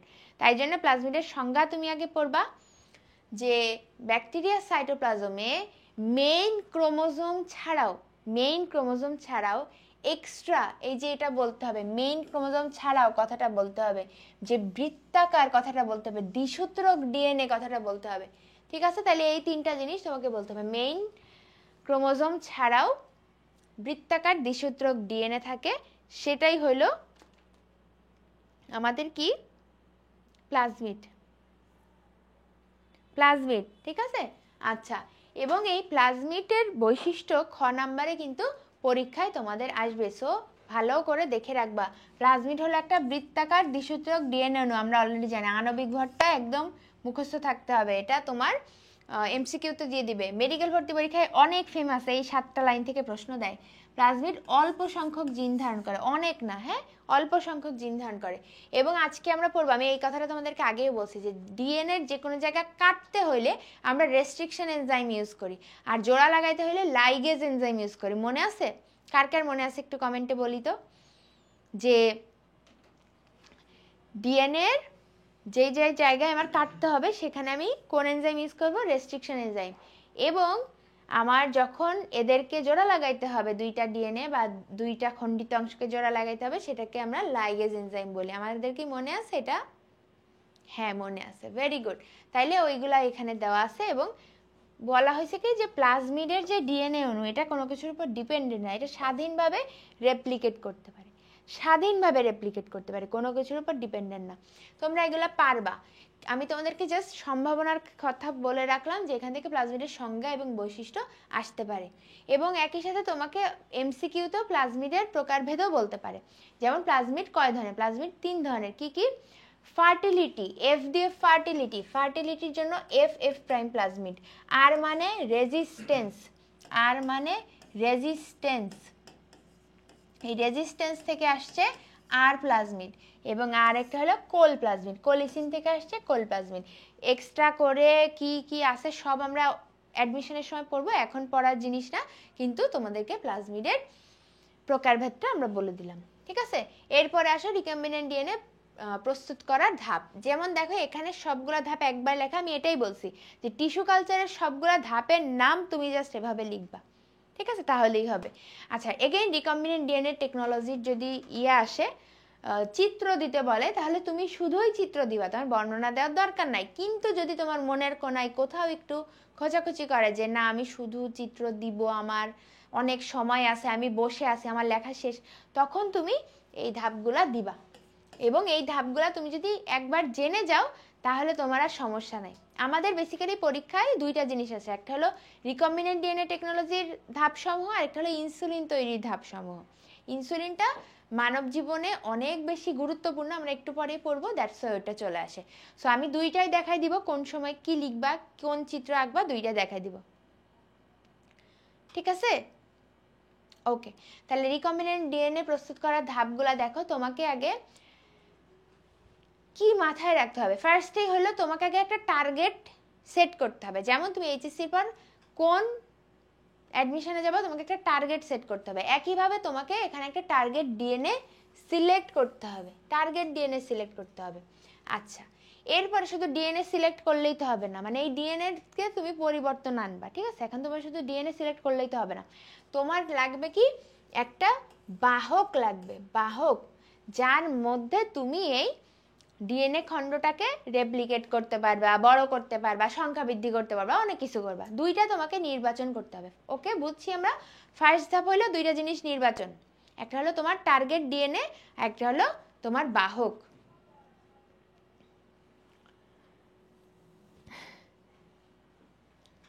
বুঝছো আমি কি বলছি? ফার্স্টে আমার দুইটা জিনিস নির্বাচন করতে হবে। 3 নম্বরে আমার এনজাইম আনতে হবে, এনজাইম। 3 এবং 4 নম্বরে এনজাইম। প্রথম দুইটা পয়েন্ট হলো নির্বাচন করতে হবে, সিলেক্ট করতে হবে। তারপরের দুইটা পয়েন্ট হলো তোমার কি করতে হবে? এনজাইমের নাম লিখতে হবে। তোমরা আমাকে বলো, আমরা যখন কাটবো তখন কোন এনজাইম কাজে লাগাবো? এই একটা কথা মনে রাখো, আজকে ক্লাসে সব ভুলে গেলেও একটা কথা মনে রাখতে হবে, যেটা তোমাকে পরবর্তীতে অ্যাডমিশনেও কাজে দিবে, ঠিক আছে? বলো, ডিএনএ এর কোনো অংশে আমি যদি কাটতে চাই, তাহলে আমার কোন এনজাইম ইউজ করতে হবে? বলো, কোন এনজাইম ইউজ করতে হবে? রেস্ট্রিকশন এনজাইম, রেস্ট্রিকশন করে দিতে হবে, রেস্ট্রিক্টেড করে দিতে হবে, ঠিক আছে? সো রেস্ট্রিকশন এনজাইম লাগবে।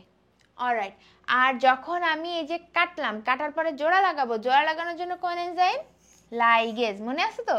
তাই রেস্ট্রিকশন এবং লাইগেজ, এই দুইটা জিনিস তোমার জানতে হবে। এইটা হয়ে যাওয়ার পরে তুমি যেই ডিএনএটা পাবা, যেটা হয়ে গেছে তোমার অলরেডি চেঞ্জ করা, সেটাকে তুমি এখন রেপ্লিকেট করবা। তার জন্য তোমাকে একটা হোস্ট নির্বাচন করতে হবে। বেসিক্যালি এখানে 3টা জিনিস নির্বাচন করতে, একটা টার্গেট ডিএনএ, একটা বাহক, একটা হলো হোস্ট, তাই তো? Host bacteria. নির্বাচন করার পর 2টা আমার এনজাইম লাগলো, তাইলে আমার কিন্তু 5টা ধাপ হয়ে গেছে অলরেডি, ঠিক আছে? তারপর তুমি এখানে জাস্ট পরিবর্তন আনবা, এটাই। এখন এতটুকু যদি বুঝে থাকো তাহলে আমরা আগে চিত্রটায় চলে যাব। আমরা এখন বোর্ডে যেটা দেখতেছি এটা হলো রিকম্বিনেন্ট ডিএনএ টেকনোলজির চিত্র। তোমার পরীক্ষা যদি হুবহু রিকম্বিনেন্ট ডিএনএ টেকনোলজির চিত্র কথাটা থাকে তাহলে তুমি এইটা দিবা, ঠিক আছে? এই যে এইটা এবং এইটা, এই দুইটা মিলে। কিন্তু যদি তোমাকে ইনসুলিনের কথা বলে তখন এক্সট্রা একটু লিখতে হয়, সেটা আমি দেখাই দিব। এই যে ইনসুলিনের কথা বললে এই চিত্রটা দিব। সবাইকে আমরা এতটুকু ক্লিয়ার? একটু বলি সবাই, বলো তো। যদি ইনসুলিনের কথা বলে যে ইনসুলিন কিভাবে উৎপন্ন হয়, প্রক্রিয়াটা বর্ণনা করতে বলে, তুমি এই চিত্রটা দিবা। কিন্তু যদি তোমাকে রিকম্বিনেন্ট ডিএনএ টেকনোলজি বলে তখন কিন্তু আমি আগে যে চিত্রটা দেখাইছি সেটা দিবা, ঠিক আছে? অবশ্যই চিত্র দেখাই দিব, অবশ্যই দেখাই দিব। জাস্ট তোমাকে আমি এখন ওরিয়েন্টেড করতেছি যাতে তুমি বুঝো যে তোমার আঁকতে হবে কি, ঠিক আছে? আচ্ছা, আসো আমরা এবার ধাপগুলা পড়ি। আমরা ফার্স্টে কি করছি, আমরা সিলেক্ট করছি, একটা হলো টার্গেট ডিএনএ সিলেক্ট করছি, আর একটা হলো আমার বাহক সিলেক্ট করছি, ভেক্টর বা বাহক সিলেক্ট করছি। তো দেখো, তুমি ধরো তোমার বাসায় এমন কেউ আছে যার মাথার চুল খুবই সুন্দর, তো তুমি কি করবা, সেই ডিএনএটা চুজ করতে চাও, তুমি সেই ডিএনএটা তুমি চুজ করবা। কিভাবে করবা? তাহলে ওই যার ক্ষেত্রে তুমি এটা চিন্তা করতেছো তার কি করবা, একটা কোষ নিবা, তার একটা কোষ নিবা। কোষ নেওয়ার পর সেই কোষের সব কিছু তুমি লাইসিস করে দিবা, ভেঙে দিবা। লাইসিস মানে ভাঙন। ভাঙার পর সেখান থেকে শুধু ডিএনএটা পৃথক করে আনবা, বুঝছো? একটা কোষ তুমি সিলেক্ট করবা। ওই যে টার্গেট ডিএনএটা কিভাবে নির্বাচন করে আমি তারও আগের ধাপ তোমাকে বলতেছি।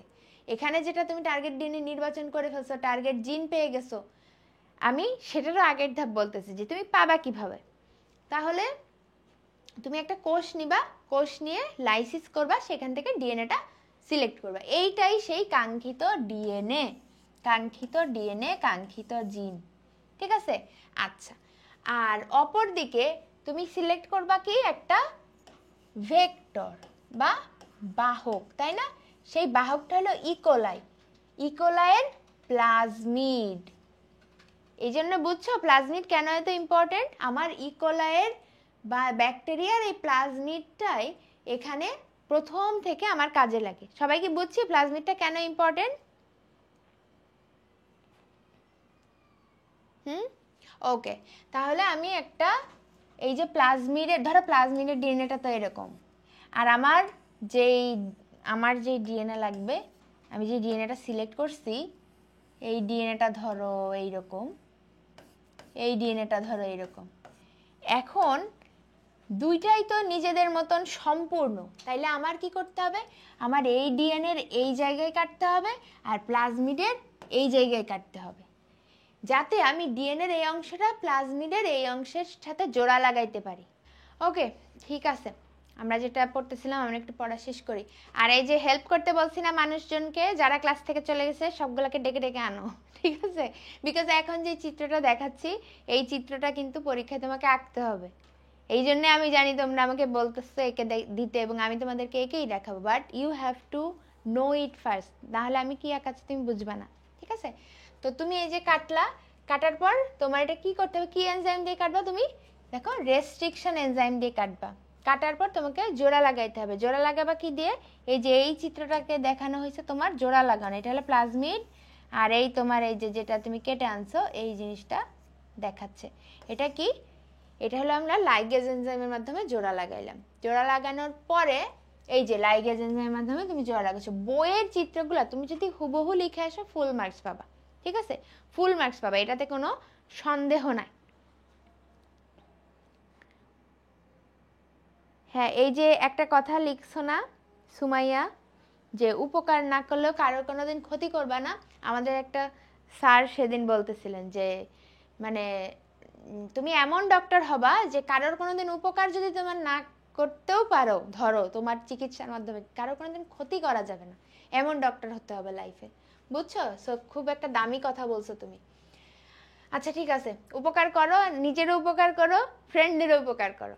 তাহলে এই যে লাইগেজ এনজাইমের মাধ্যমে আমরা একটা জোড়া লাগাইলাম, এটা একটা পূর্ণাঙ্গ খণ্ড হয়ে গেল, এবং পরবর্তীতে এই জিনিসটাই আমরা কিসে প্রবেশ করাবো? আমরা একটা ব্যাকটেরিয়ার ভিতর প্রবেশ করাই দিব, এই যে প্লাজমিড সহ যেই ডিএনএটা ছিল, জিনটা ছিল। এবং আমরা জানি ব্যাকটেরিয়া দ্বিভাজন পদ্ধতিতে দ্রুত সংখ্যা বৃদ্ধি করে, সো সেরকম সংখ্যা বৃদ্ধি করে বসে থাকবে। ওকে, তাহলে আমরা আমরা সুন্দর মতন এখন এঁকে ফেলি। আসো আমরা এঁকে ফেলি। কিভাবে আঁকবা? তুমি আগে এখানে একটা ব্যাকটেরিয়া আঁকবা। ধরো তুমি ফার্স্টে এখানে একটা ব্যাকটেরিয়া আঁকবা, যে ব্যাকটেরিয়ার তুমি প্লাজমিডটাকে নিবা, এটা হলো প্লাজমিড, ঠিক আছে? আর এখানে তোমার মেইন ক্রোমোজোমটা এঁকে দিলা, যাই হোক। তাহলে এটা হলো তোমার সেই ইকোলাই। শুনো, তুমি যদি চিত্রটাকেই এত সুন্দর করে লিখতে পারো, লেভেলিং করতে পারো, চিত্রের মধ্যেই সব কিছু বুঝাইতে পারো, তোমার এক লাইনও লেখার দরকার নেই, বুঝছো? এই জন্য আমি বারবার বলতেছি যে বর্ণনা না করে চিত্রটাকেই সুন্দর করে লিখবা। তাহলে আমার 1 নম্বর ধাপ কি ছিল? কি নির্বাচন করতে হবে আমার? বলো। টার্গেট ডিএনএর সাথে ভেক্টর বা আমার একটা কি লাগবে? বাহক লাগবে। আর এইদিকে আমি একটা টার্গেট ডিএনএ আমি নির্বাচন করতেছি। তোমাদের বইয়ে যদিও ডিএনএটা এভাবেই লিখছে, তুমি এভাবেই জীবকোষটা আঁকাও, সেখান থেকে ডিএনএ নিয়ে আইসো, সমস্যা নেই। তুমি এখানে আরেকটা কোষ আঁকাও, বড় করেই আঁকাইলা, ধরো সেইখানে এরকম এরকম এরকম দিলা, তোমার বইয়ে যা আছে সেটাই। এবং এই হলো তোমার ডিএনএ, তুমি লেবেলিং করলা, এটা হলো ডিএনএ আর এটা হলো কি? জীবকোষ। তাইলে তুমি কাঙ্ক্ষিত ডিএনএ, টার্গেট ডিএনএ নির্বাচন করলা, তুমি আর কি করলা? ভেক্টর নির্বাচন করলা। করার পর তুমি এখান থেকে কি করতেছো? তুমি এখান থেকে আনতেছো হলো এই যে একটা খণ্ডিত অংশ। আমরা খণ্ডিত অংশটাকে কিভাবে আঁকবো? খণ্ডিত অংশটাকে আমরা আঁকবো এভাবে, যেভাবেই আঁকো সমস্যা নেই আসলে। বাহ, এক পাশ সুন্দর করে এঁকে আমি আর আঁকতে পারতেছি না। আচ্ছা ঠিক আছে, এইটা হইলো তোমার সেই টার্গেট ডিএনএ, ঠিক আছে, বা কাঙ্ক্ষিত ডিএনএ, টার্গেট ডিএনএ বা কাঙ্ক্ষিত ডিএনএ। আর এখান থেকে তুমি কি পাচ্ছ? তুমি পাচ্ছ প্লাজমিড, এখান থেকে তুমি পাচ্ছ প্লাজমিড। তাহলে 1 নাম্বার, এইটা মনে করো 1 নাম্বার, 1 নাম্বারে তুমি দুইটা কোষ দেখাচ্ছ, 2 নাম্বারে তুমি একটা থেকে প্লাজমিড নিচ্ছ, একটা থেকে টার্গেট ডিএনএ নিচ্ছ, ঠিক আছে? 3 নাম্বারে গিয়ে এটা দুইটাকে তুমি ফিউশন করাচ্ছ। তো তুমি এখানে কি করতে হবে? তোমার তো কাটতে হবে, তাই না? কাটাকাটি করতে হবে। তাহলে তুমি এভাবে দেখাইতে পারো যে প্লাজমিডের তুমি এই মাথাটা কাটছো, কর্তন করছো, এবং তুমি এই যে ডিএনএটা ছিল তুমি আসলে এটা কেটে নিছো, তারপরেও তুমি এই জায়গাটা ধরো কর্তন করে নিছো। তাহলে তুমি রেস্ট্রিকশন এনজাইমের মাধ্যমে দুইটা কাটলা। তুমি এটা দেখাইতেও পারো, এই ধাপটা না দেখাইলেও সমস্যা নাই। এরপরে তোমাকে যেটা করতে হবে, তুমি এখানে লিখে দিতে পারো, এই দেখো বইয়ে যেভাবে লেখা আছে যে ভাঙ্গা অংশ এখানে লিখে দিছে না, মানে কি? মানে হলো রেস্ট্রিকশন এনজাইমের সাহায্যে তুমি কেটে তারপর আনছো। তাহলে তুমি প্লাজমিড আগের ধাপেই তুমি কেটে দাও, অসুবিধা নাই তো, তাই না? তুমি এই যে প্লাজমিডটা এখানে আঁকবা, তুমি এই প্লাজমিডটা এখানে এরকম করে কেটে দাও, ঠিক আছে? এবং সেখানে অবশ্যই মেনশন করো কোন এনজাইমের মাধ্যমে জিনিসটা হয়েছে। এটা হয়েছে রেস্ট্রিকশন এনজাইমের মাধ্যমে তুমি জিনিসটা কেটে ফেলছো। কাটার পরে তোমার কাজ কি? কাটার পরে কাজ হলো জোড়া লাগানো। তাহলে এই ছিল তোমার প্লাজমিড, এবং পরবর্তীতে তুমি এইখানে এই ডিএনএটা জোড়া লাগাইছো। এই ডিএনএটা জোড়া লাগাইছো কিসের মাধ্যমে? জোড়া লাগাইছো লাইগেজ এনজাইমের মাধ্যমে, লাইগেজ এনজাইম। এখন এটা একটা পরিপূর্ণ তোমার অংশ হয়ে গেছে। সবাই দেখো, এই যে তোমার একটা পরিপূর্ণ অংশ হয়ে গেছে। এটাকেই তোমার এখন এটাকেই বলবা রিকম্বিনেন্ট ডিএনএ প্লাজমিড, এই নামটা লিখতে হবে।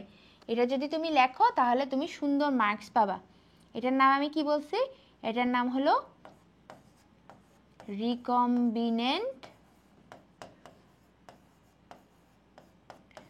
ডিএনএ প্লাজমিড, এটা লিখবা। লেখার পর আর দুইটা ধাপ বাকি। এই জিনিসটাকে তুমি একটা এই যে এই ব্যাকটেরিয়ার মধ্যে প্রবেশ করাই দিবা, এবং এভাবেই এই যে মাথায় একটু ডিস্টিংক্ট করে আঁকতে হবে, কারণ এই দুটো কিন্তু আলাদা আলাদা জিনিস, ঠিক আছে?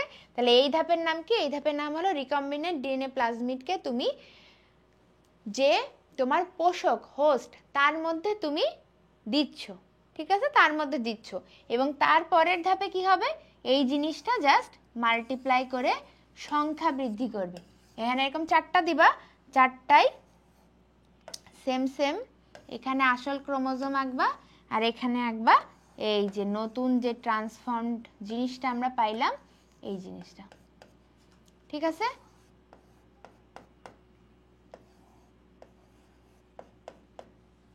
সবাই বুঝছি? সবাই বুঝছি? তোমরা সবাই অলরেডি এটা আঁকতে পারো, আমি জানি, সুন্দর করেই আঁকতে পারো।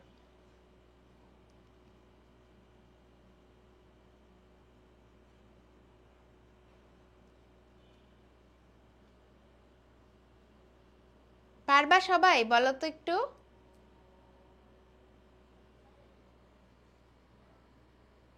হ্যাঁ, আশা করি সবাই পারবা। Thank you.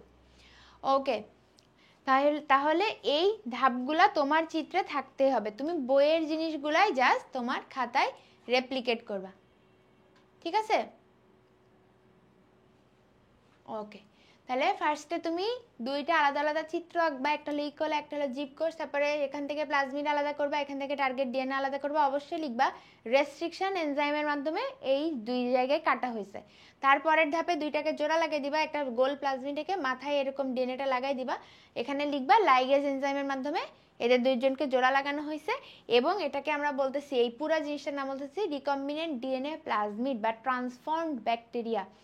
এইটাকেই আমরা এখন পোষকের মাধ্যমে প্রবেশ করাচ্ছি এবং তারপরে ক্লোনিং করতেছি, একটার মতো অনেকগুলা কপি করতেছি, এটাকেই বলা হয় ক্লোনিং, ঠিক আছে? এবার বলো, পারবো তো? তোমরা আগেও পারতা, এখনো পারবা, আমি জানি।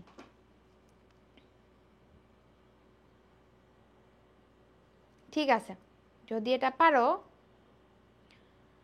বইয়েই আছে এটা, তাই না? এটা হলো বইয়েই আছে তোমাদের, সো বইয়েরটা দেখেও তোমরা সুন্দর মতো আঁকতে পারবা।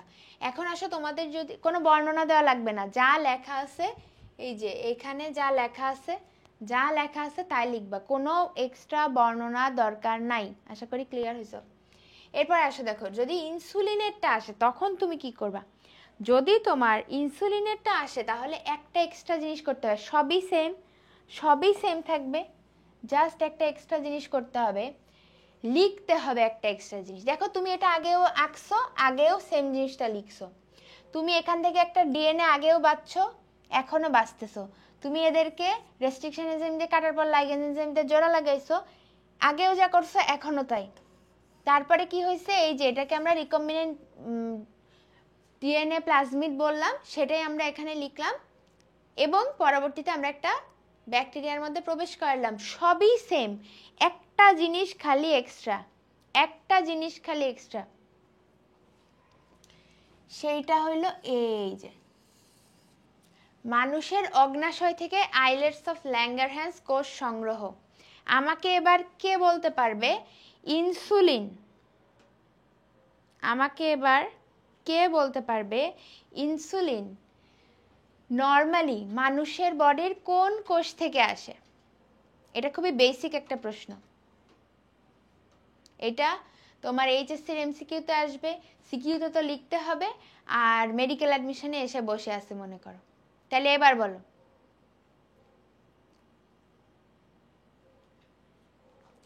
ইনসুলিন মানুষের কোন কোষ থেকে আসে? তোমাদের তো এটা জানার কথা, তোমরা পরিপাকের ক্লাস করছো যারা, তারা তো এটা জানো, তাই না?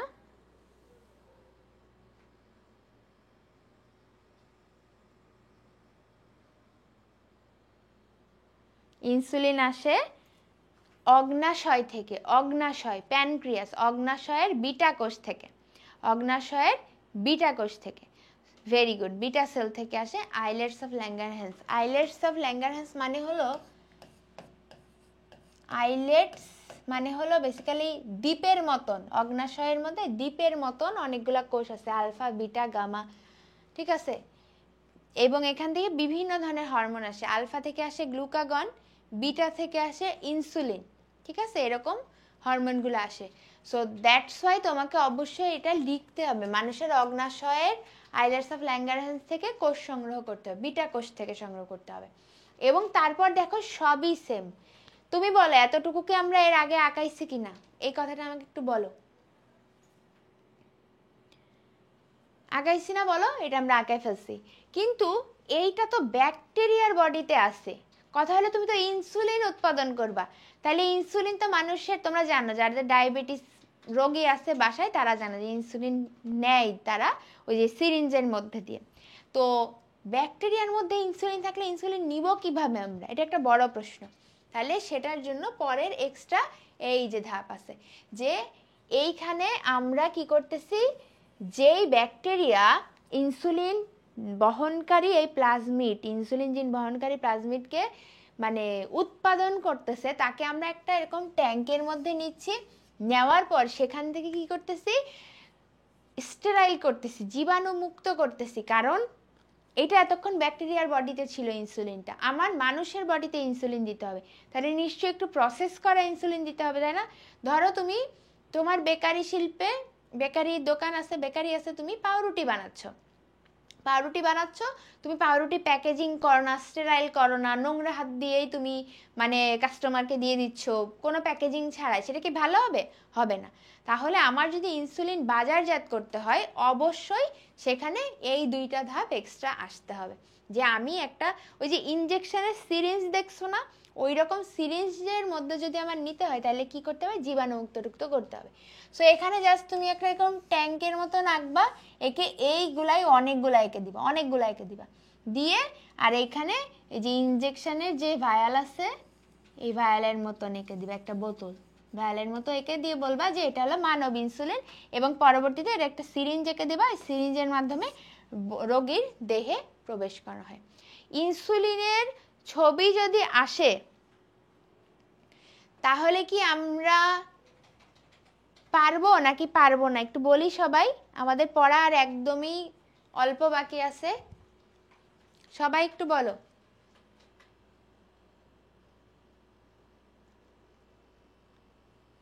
হ্যাঁ, যাদের আব্বু ইনসুলিন নাই, আম্মু ইনসুলিন নাই, বা দাদি দাদা বাসায় আছে, তোমরা জানো যে ইনসুলিন নেওয়ার জন্য কিন্তু এরকম একটা সিরিঞ্জের প্রয়োজন হয়, তাই না? সিরিঞ্জে করে নেয়, এবং সেই ওষুধটা থাকে বেসিক্যালি একটা ভায়ালের মধ্যে। তাহলে তোমাকে তো এই অবস্থায় প্রিপেয়ার করে তারপরে মার্কেটে দিতে হবে। ধরো তুমি, ওইটাই বললাম যে তোমার যেই বিজনেসই থাকুক সেটা তো কাস্টমার নিতে পারতে হবে। এখন তুমি পাউরুটি বানায় বসে আসো, কিন্তু সেটা কাস্টমারকে দিচ্ছ নোংরা হাত দিয়ে, তাহলে কখনোই তোমার সেটা বিক্রি হবে না। সো ইনসুলিন কিনে আমার বাজারজাত করতে হচ্ছে, ইনসুলিন বানায়, আগের প্রসেস সব সেম, খালি এই তিনটা চিত্র আমাদেরকে এক্সট্রা রাখতে হচ্ছে। সবাই পারবা? এখান থেকে প্রশ্ন আসবে, রিকম্বিনেন্ট ডিএনএ টেকনোলজি থেকে প্রশ্ন আসবে, সিকিউ আসবে, আসলে তোমরা উত্তর করবা নাকি শুধু শুধু ক্লাসটা করতেছো বলো? আমি চাই তোমরা এখান থেকে উত্তর করো, বিকজ এখান থেকে উত্তর মানে শিওর তোমার কমন আসবে, এবং আমি যেভাবে বলতেছি এভাবে লিখলে তুমি ফুল মার্কস পাবা, ঠিক আছে? ওকে, হ্যাঁ, অনেকে ইনসুলিন দেখছো, ইনসুলিন দিতে পারো, খুব ভালো। এটা দেওয়ার একটা স্পেশাল টেকনিক আছে, তাই না? জেনে দাও তো, সুন্দর করে জানবা, গুগল করবা, যা কিছু জানো না ইউটিউবে দেখবা, গুগলে দেখবা, তাহলে দেখবা ইজি হয়ে যাচ্ছে অনেক কিছু। ওকে, আচ্ছা, এখন আমাদের মেইন পড়াশোনা শেষ, আমাদের আর দুইটা জিনিস সিকিউতে আসার মতো আছে, সেইটা আমরা পড়ব। একটা হলো তোমার এই রিকম্বিনেন্ট ডিএনএ টেকনোলজির গুরুত্ব, আর আরেকটা হলো টিস্যু কালচার রিকম্বিনেন্ট ডিএনএ টেকনোলজির পার্থক্যের ছক, এই দুইটা। তার আগে আমি কিছু এক্সট্রা কথাবার্তা বলি, যেমন তোমার প্রশ্নে রেস্ট্রিকশন এনজাইম কি, এটা দিয়ে প্রশ্ন আসতে পারে, অথবা এমন প্রশ্ন আসতে পারে খ নাম্বারে যে রেস্ট্রিকশন এনজাইমের বর্ণনা চাইতে পারে। তাহলে তুমি বেসিক আইডিয়াটা জানো, রেস্ট্রিকশন এনজাইম হলো এমন একটা এনজাইম যেটার মাধ্যমে তোমার কাঙ্ক্ষিত ডিএনএ নির্বাচনের জন্য তুমি নির্দিষ্ট জায়গায় ছেদ করতে পারো, কাটতে পারো, সেইটা এখানে লেখা আছে যে প্রতি অংশ একটা অংশ কেটে নেওয়া যায়। ঠিক আছে, ওকে।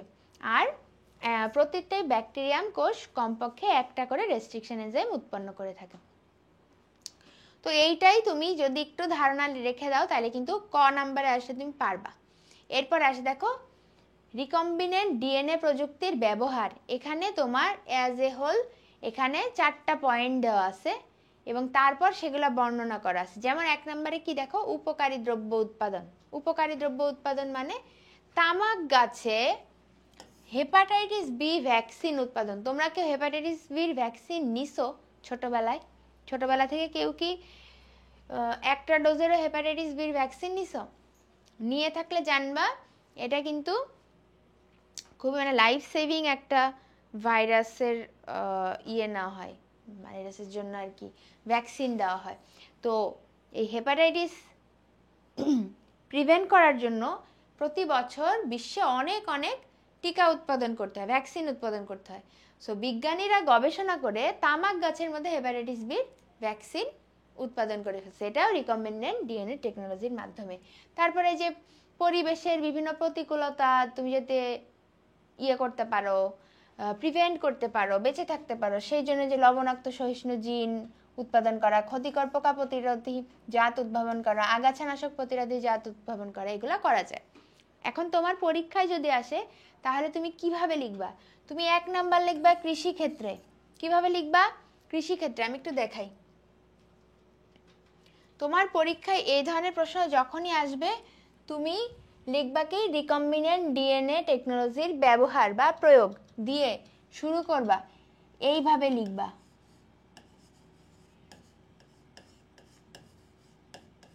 কৃষি ক্ষেত্রে এভাবে দিবা, দিয়ে এখানে 1 2 3 4 এরকম করে পয়েন্ট দিবা। মেইন কথা, মেইন হেডলাইন লিখবা, মেইন হেডলাইন লিখবা, মেইন হেডলাইন লিখবা, মেইন হেডলাইন লিখবা, তাইলেই হবে। ঠিক আছে, বুঝতে পারছো সবাই? আচ্ছা ঠিক আছে, অনেকেরই মনে নাই, অনেকে নিছো জানো না, অসুবিধা নাই। কিন্তু মেডিকেলে চান্স পাইলে হেপাটাইটিস বির টিকা নিও।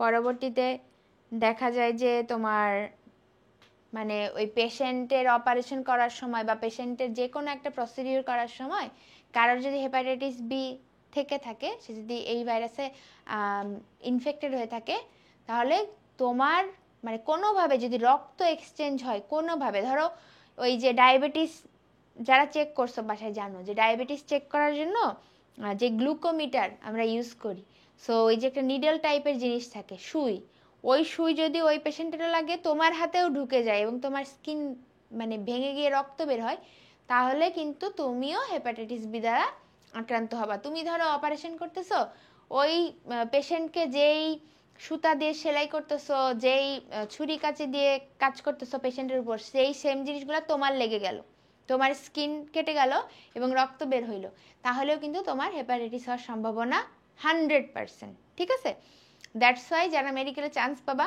হেপাটাইটিসের ডোজগুলো কমপ্লিট করে নিও। ঠিক আছে, বুঝেছ?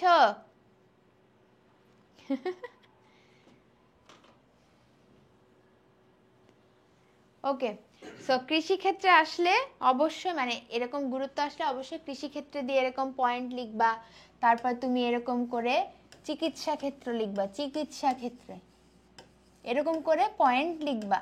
যখন তুমি এরকম বড় একটা হেডিং দিবা এবং তার নিচে এরকম লিখবা, টিচারের ইমপ্রেশন তোমার প্রতি, তোমার খাতার প্রতি এমনি ভালো হয়ে যাবে এবং তোমাকে ফুল মার্কস দিতেও সে মানে পারে। 4-এর মধ্যে 4ও পেয়ে যায়। আমি এই জন্যই বলতেছি বায়োলজিতে কিন্তু ফুল মার্কস পাওয়া সিকিউতে খুবই সহজ, বুঝছো? আচ্ছা, সো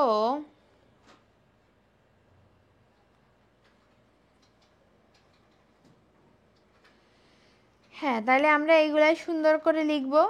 আমি তোমাদেরকে দেখাই, তারপরে আমি বলতেছি যে কি কি লিখবা। তোমাদের বইয়েই আছে সব কিছু।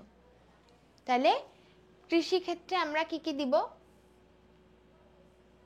এই যে দেখো, কৃষিক্ষেত্রে এখানে 1 নম্বরে আছে কি ট্রান্সজেনিক উদ্ভিদ তৈরি। ট্রান্সজেনিক উদ্ভিদ তৈরি, ট্রান্সজেনিক মানে কি, যে পোকার আক্রমণ থেকে প্রতিরোধ করার ক্ষমতা ওর মধ্যেই আছে।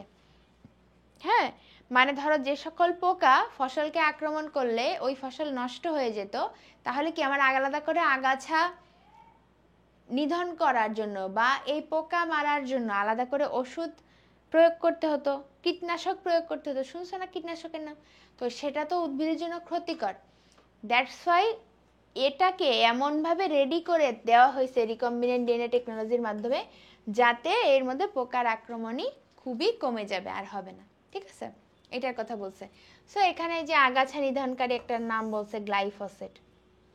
আচ্ছা, তারপরে দেখো 2 নম্বরে আছে কি গুণগত মান উন্নয়ন। গুণগত মান উন্নয়ন বলতে এখানে দেখো বলছে, আমি যে জিনিসটা মেন সেটা বলে দিই গল্প আকারে, তুমি বুঝবা। যদি পরীক্ষায় তোমার লিখতে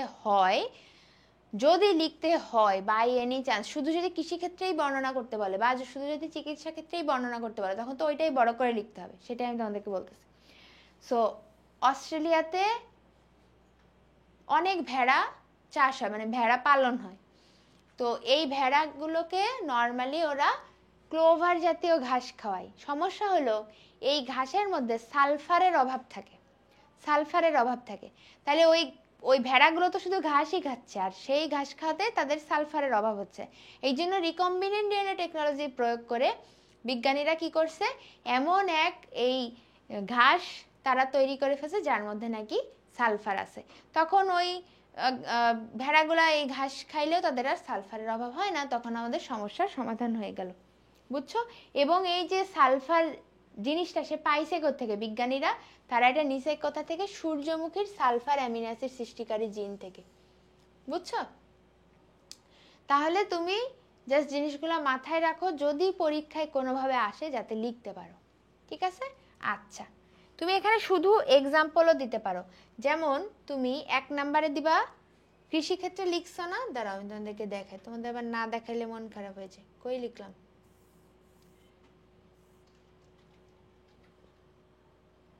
কৃষিক্ষেত্রে আমরা লিখছি না, আমরা এখানে ধরো লিখবো কি ট্রান্সজেনিক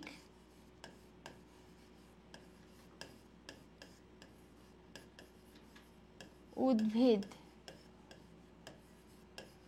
ট্রান্সজেনিক উদ্ভিদ এটা লিখে এখানে আমি একটা এক্সাম্পল দিয়ে দিব, ধরো বিটি বেগুন বা বিটি কটন, এরকম এক্সাম্পল দিয়ে দিব। 2 নম্বর লিখবো কি গুণগত মান উন্নয়ন। বইয়ে যা আছে আমি তাই লিখতেছি, এক্সট্রা কিছুই না।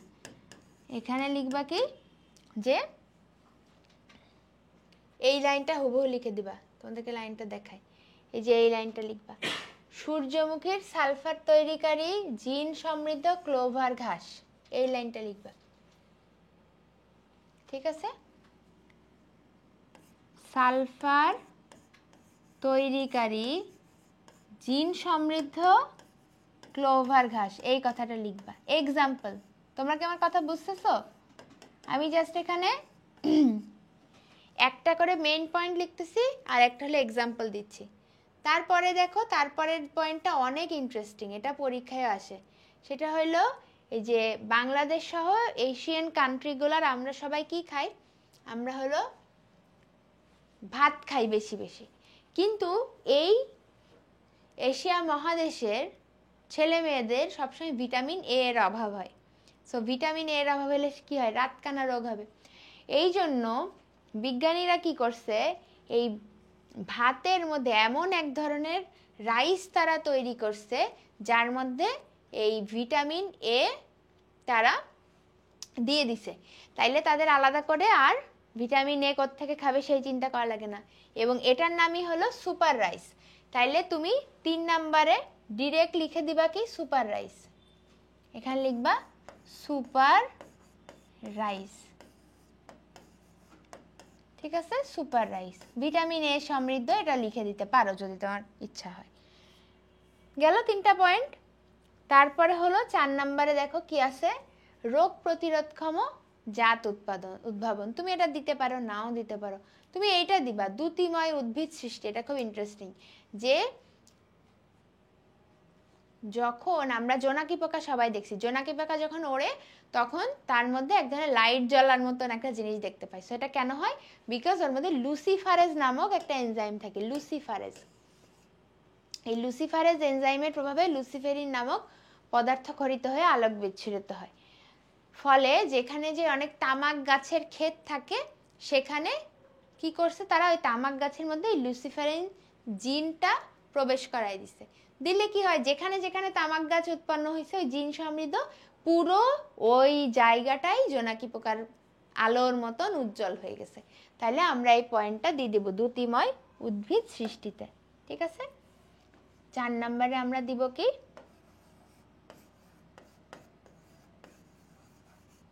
সেটা আবার অন্য কালে দিয়ে লিখলে তোমরা আবার ভাববা কি কি হয়েছে এখানে, যারা পরে ক্লাস করবা বা যারা শুধু পিডিএফ দেখো।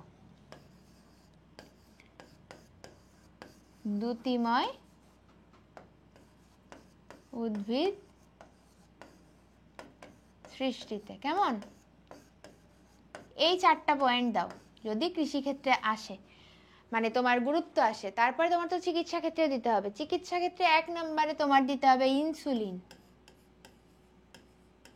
1 নম্বরে। 2 নম্বরে দিতে হবে ইন্টারফেরন,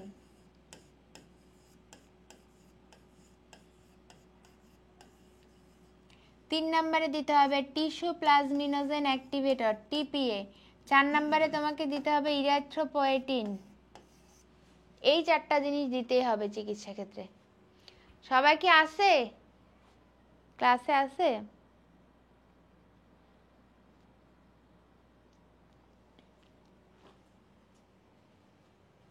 সবাই কি ক্লাসে আসি? আমরা ইনসুলিনের কথা অলরেডি আমরা পড়ছি তাই না? ইনসুলিন। ইন্টারফেরন কি?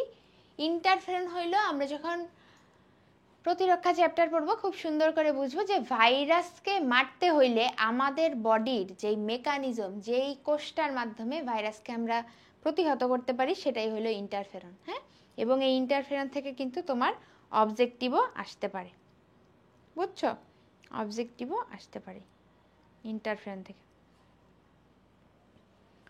ওকে, হ্যাঁ। সো চিকিৎসা ক্ষেত্রে এই 4টা জিনিস তোমাকে মেনশন করতে হবে। ইনসুলিন কোন কোষ থেকে পাও তুমি লিখে ফেলতে পারো, অগ্নাশয়ের বিটা সেল থেকে পাবা। ইন্টারফেরন এটাও তোমার স্পেশালি বর্ণনা করা আছে, আমি তোমাদেরকে ইন্টারফেরনটা একটু দেখাই। রিকম্বিনেন্ট ডিএনএ টেকনোলজির প্রয়োগ, এটাতে গেলেই তুমি পাবা।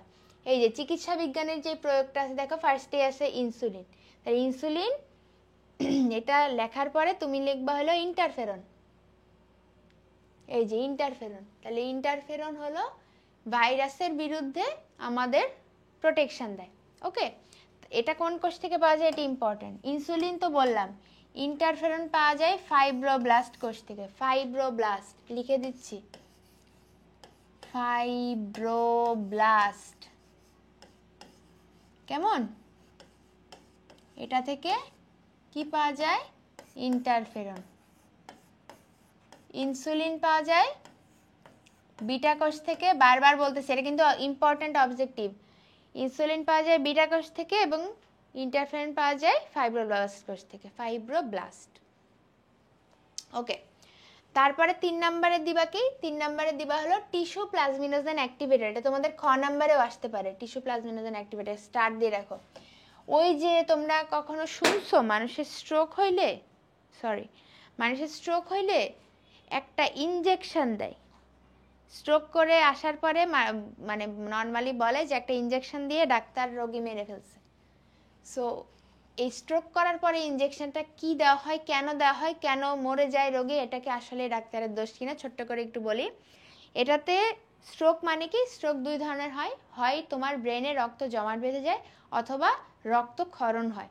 তো রক্ত জমাট বেঁধে যে স্ট্রোকগুলো হয় সেই ক্ষেত্রে আমরা চেষ্টা করি যে অলরেডি যে রক্ত জমাট বেঁধে গেছে, রক্তনালী ব্লক হয়ে গেছে, আমরা সেখানে একটা ইনজেকশন দেওয়ার ট্রাই করি, যেটা দিলে ওই জমাট রক্তগুলো গলতে শুরু করে, তখন ওই জমাট থাকে না এবং সার্কুলেশনটা ঠিক হয়ে যায়। সেটাই হলো টিপিএ, টিস্যু প্লাজমিনোজেন অ্যাক্টিভেটর। এবং এটা দেওয়ার পরে মোস্ট অফ দ্য কেসে, আসলে এটা মানে রিসার্চের পার্সেন্টেজে বললে আরও ভালো হয়, এটা দেওয়ার পরে দেখা যায় যে রোগী যারা স্ট্রোকের ইনিশিয়ালি আসে আমাদের কাছে, খুব দ্রুত চলে আসে, তারা ভালো হয়ে যায়। আবার এমন দেখা যায় যে এই ইঞ্জেকশনটা দেওয়ার পরই মারা যায়। এখন তখন সবাই মনে করে ডাক্তাররা একটা ইঞ্জেকশন দিয়ে মেরে ফেলছে। আসলে এই ইঞ্জেকশনের জন্য সে মারা যায় না, সে এমনিও মারা যেত, বাট এই ইঞ্জেকশনটা হলো একটা লাস্ট ট্রাই, শেষ চেষ্টা করা হয়। বুঝতে পারছো যে এই স্ট্রোকের পেশেন্টটাকে যাতে সারভাইভ করানো যায়। বুঝছো? যাই হোক, তাহলে তোমার এই টিপিএ, এই টিস্যু প্লাজমিনেশন অ্যাক্টিভেটর, এটা কিন্তু আসতে পারে। হ্যাঁ, এই যে টিপিএ তৈরির প্রক্রিয়া মানুষের কোষ থেকে একই, সবই তুমি আগে পৃথক করবা, তারপরে রিকম্বিনেন্ট ডিএনএ বানাবা, তারপরে সেটাকে তুমি অনেকগুলা ক্লোনিং করবা। এবং লাস্ট পয়েন্টে দেখো, হার্ট অ্যাটাক বা স্ট্রোকের রোগীর রক্তনালীতে টিপিএ যদি তুমি ইনজেক্ট করো, তাহলে রক্তের ব্লক বিগলিত হয়ে রোগী সুস্থ হয়ে ওঠে। এই জন্যই ইনজেকশনটা পুশ করা হয়, কিন্তু এটা সবার ক্ষেত্রে ইফেক্টিভ হয় না। সো ইনজেকশনটা রোগীকে মারে না, রোগীটা এমনিই আসলে খুব খারাপ অবস্থায় চলে গেছিল, সো আর ওখান থেকে সারভাইভ করা পসিবল ছিল না। বাট অ্যাজ ডক্টরস আমাদের যেহেতু শেষ চেষ্টা করতে হবে, এই কারণে আমরা এই ইনজেকশনদের ট্রাই করে থাকি। কেমন? আচ্ছা, তাহলে এই টিস্যু প্লাজমিনেশন অ্যাক্টিভিটি নিয়ে আমি বলে ফেললাম। আচ্ছা, আরেকটা জিনিস তোমাদেরকে আমি একটু দেখাই, যে তুমি যদি এই কৃষিক্ষেত্রে এবং চিকিৎসা ক্ষেত্রে বুঝে থাকো, তাইলে তোমাদের বইয়ে এরকম একটা ছক আছে যে চিকিৎসা ক্ষেত্রে, শুধুমাত্র চিকিৎসা ক্ষেত্রে রিকম্বিনেন্ট ডিএনএ টেকনোলজির কত কত কত ব্যবহার আছে। এই ছকটা তুমি যদি একটু দেখো তাইলেই বুঝবা। আমরা অলরেডি এটা পড়ছি, ইনসুলিন পড়ছি, ডায়াবেটিস চিকিৎসা ইউজ করা আমরা জানি, ইন্টারফেরন পড়ছি, কোন চিকিৎসা ইউজ করা হয়? ক্যান্সার, ভাইরাসজনিত সংক্রমণে, তাই না? টিস্যু প্লাজমিনেশন অ্যাক্টিভেটর কোথায়? হৃদরোগে, স্ট্রোকে। এবং এই তিনটা পড়ার পরে তুমি আরও পড়তে পারো, যেমন র্যাবিস। র্যাবিস মানে কি? র্যাবিস মানে জলাতঙ্ক। র্যাবিস ভাইরাসের এই অ্যান্টিজেন আমরা রিকম্বিনেন্ট ডিএনএ টেকনোলজির মাধ্যমে ইউজ করে ভ্যাকসিন বানাই জলাতঙ্কের চিকিৎসায়, তাই না? আচ্ছা, তারপরে অ্যালবুমিন দেই আমরা পেশেন্টকে, অ্যালবুমিন দেই। পেশেন্টের যদি প্রোটিন কমে যায় শরীর থেকে, তখন আমরা বাইরে থেকে অ্যালবুমিন দিতে পারি। ওকে, আচ্ছা, সোমাটোস্টেটিন। সোমাটোস্টেটিন হলো আমাদের গ্রোথ হরমোনের একটা অংশ। সো সোমাটোস্টেটিন দিয়ে আমরা বামনত্ব চিকিৎসা করতে পারি, ঠিক আছে? আচ্ছা, এইগুলা তোমরা এই মোটামুটি এই 5টা জানলেই হবে, আমি যেই 5-6টা বলছি এগুলা জানলেই হবে। তাইলে আমাদের রিকম্বিনেন্ট ডিএনএ টেকনোলজির মেইন যে প্রয়োগগুলা, সেটা কিন্তু আমরা পড়ে ফেলছি। যে তোমার রিকম্বিনেন্ট ডিএনএ টেকনোলজি যদি পরীক্ষা আসে, তাহলে তোমাকে এই দুইটা দিতেই হবে, একটা হলো কৃষিক্ষেত্রে আর একটা হলো চিকিৎসা ক্ষেত্রে। এছাড়াও তুমি আরও দিতে পারো, যেমন যে সিওয়েজ বর্জ্য, এটাকে নিষ্কাশনের ক্ষেত্রে করা হয়, সমুদ্রের তেল পরিষ্কারকরণের ক্ষেত্রে করা হয়, ওগুলো এক্সট্রা। বাট কৃষিক্ষেত্রে এবং চিকিৎসা ক্ষেত্রে দিতেই হবে। তোমরা কি বুঝতে পারতেছো যারা ক্লাসে আসো? আমরা ক্লাসের একদম শেষ পর্যায়ে চলে আসছি। তোমরা কি বুঝতে পারতেছো যে যদি রিকম্বিনেন্ট ডিএনএ টেকনোলজির গুরুত্ব আসে, তাহলে তোমরা কিভাবে লিখবা? সবাই বুঝছো?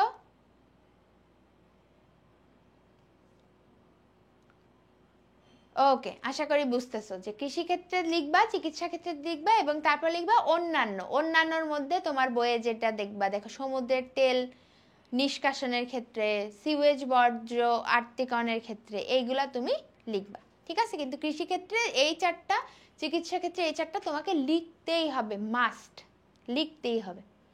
আচ্ছা, এখন আসো, যদি কোনো প্রশ্নে এমন দেয় যে টিস্যু কালচার এবং রিকম্বিনেন্ট ডিএনএ দুইটাই দিছে, দিয়ে বলছে দুইটার তুলনা করতে, তখন তোমরা কি করবা? তখন তোমরা যেটা করবা, তোমাদের বইয়ে একটা ছক আছে, এই ছকটায় তুমি যাবা, tissue culture recombinant DNA technology. আমি তোমাদেরকে কি বলছি? যদি তোমার প্রশ্নে তুলনা করতে বলে, দেখি কার কার মনে আছে, তুলনা করতে বললে তুমি কি ছক দিয়ে লিখবা না পয়েন্ট আকারে লিখবা? দেখি কার কার মনে আছে। যদি তুলনা করতে বলে তোমার প্রশ্নে দুইটা জিনিসকে, তখন কি তুমি ছক আকারে লিখবা না পয়েন্ট আকারে লিখবা? দেখি কার মনে আছে। আমি সেই প্রথম ক্লাস থেকে বলতেছি, সো তোমরা এখনো যারা ক্লাসে আসো, ম্যাক্সিমামই প্রথম ক্লাস থেকে তোমরা আসো, তাহলে তোমাদের এটা পারা উচিত। এক্স্যাক্টলি, তুলনা করতে বললে আমরা পয়েন্ট আকারে দিব, পয়েন্ট আকারে। আর যদি আমাকে পার্থক্য, ডিরেক্ট পার্থক্য লিখতে বলে তখন আমি ছক আকারে দিব, অসুবিধা নেই। বুঝছি সবাই? Good job, very good. তুলনা বললে পয়েন্ট আকারে। তাহলে আমরা প্রথমত, ধরো তুলনা দিতে বলছে, তাহলে তুমি লিখবা প্রথমত টিস্যু কালচার বলতে আমরা কি বুঝি সেটা লিখবা। সংজ্ঞা দিবা, প্রথমত দিয়ে সংজ্ঞা দিবা, দুইটারই লিখবা। কি প্রথমত এই প্রক্রিয়াকে টিস্যু কালচার বলা হয়, অপর দিকে কোন জীবের ডিএনএতে এই এই এই করে এটাকে বলা হয় রিকম্বিনেন্ট ডিএনএ প্রযুক্তি। এটা হলো প্রথম প্যারা। দ্বিতীয় প্যারায় লিখবা দ্বিতীয়ত, তারপর লিখবা যে অল্প সময়ের মধ্যে অধিক সংখ্যক উদ্ভিদের চারা উৎপাদন করা সম্ভব, আর এটা হলো সম্ভব নয়, অপরদিকে সম্ভব নয়। ঠিক আছে? তাহলে প্রথমত দ্বিতীয়ত এইভাবে লিখবা, দিয়ে তুমি অপর দিকে কথাটা অ্যাড করে দিবা, তাহলেই জিনিসটা সুন্দর করে তুমি প্রেজেন্ট করতে পারবা। ঠিক আছে? এখানে যা লেখা আছে তুমি এটা লিখে দিলেই হবে।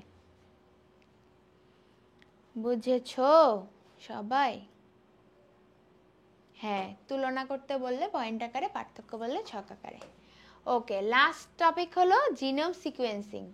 জিনোম সিকোয়েন্সিং এর সংজ্ঞা আসে, দ্যাটস ওয়াই তোমাদেরকে আমি এটা দেখাচ্ছি যে জিনোম সিকোয়েন্সের সংজ্ঞা কি। দেখো, ডিএনএ অণুর অনুদৈর্ঘ্যে যে এটিজিসি বেসগুলো সাজানো থাকে, হ্যাঁ, এটা কোন প্যাটার্নে সাজানো, কার পরে কে থাকবে, এর পরে টি থাকবে নাকি জির পরে সি থাকবে নাকি সির পরে এ থাকবে, এটা কিভাবে সাজানো হয়, সেই সাজানো প্যাটার্নটাই হলো জিনোম সিকোয়েন্সিং। ঠিক আছে? জিনোম সিকোয়েন্স, আর এই সিকোয়েন্সটা উদ্ঘাটন করাই হলো জিনোম সিকোয়েন্সিং বা ডিএনএ সিকোয়েন্সিং। তোমরা যারা সিআইডি দেখছো লাইফে কোনো না কোনো সময়, এই জিনোম সিকোয়েন্সিং এখান থেকে কিন্তু সিআইডিতে অনেক কিছু করা হয়।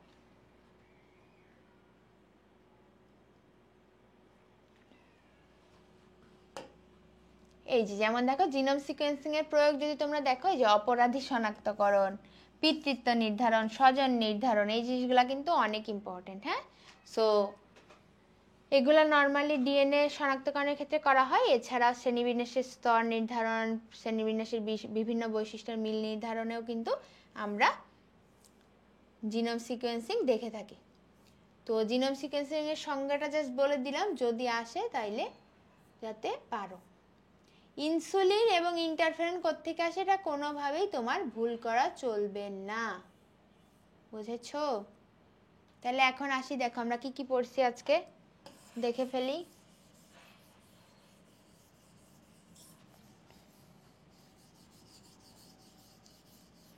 আমরা আজকে ক্লাসের শুরুতেই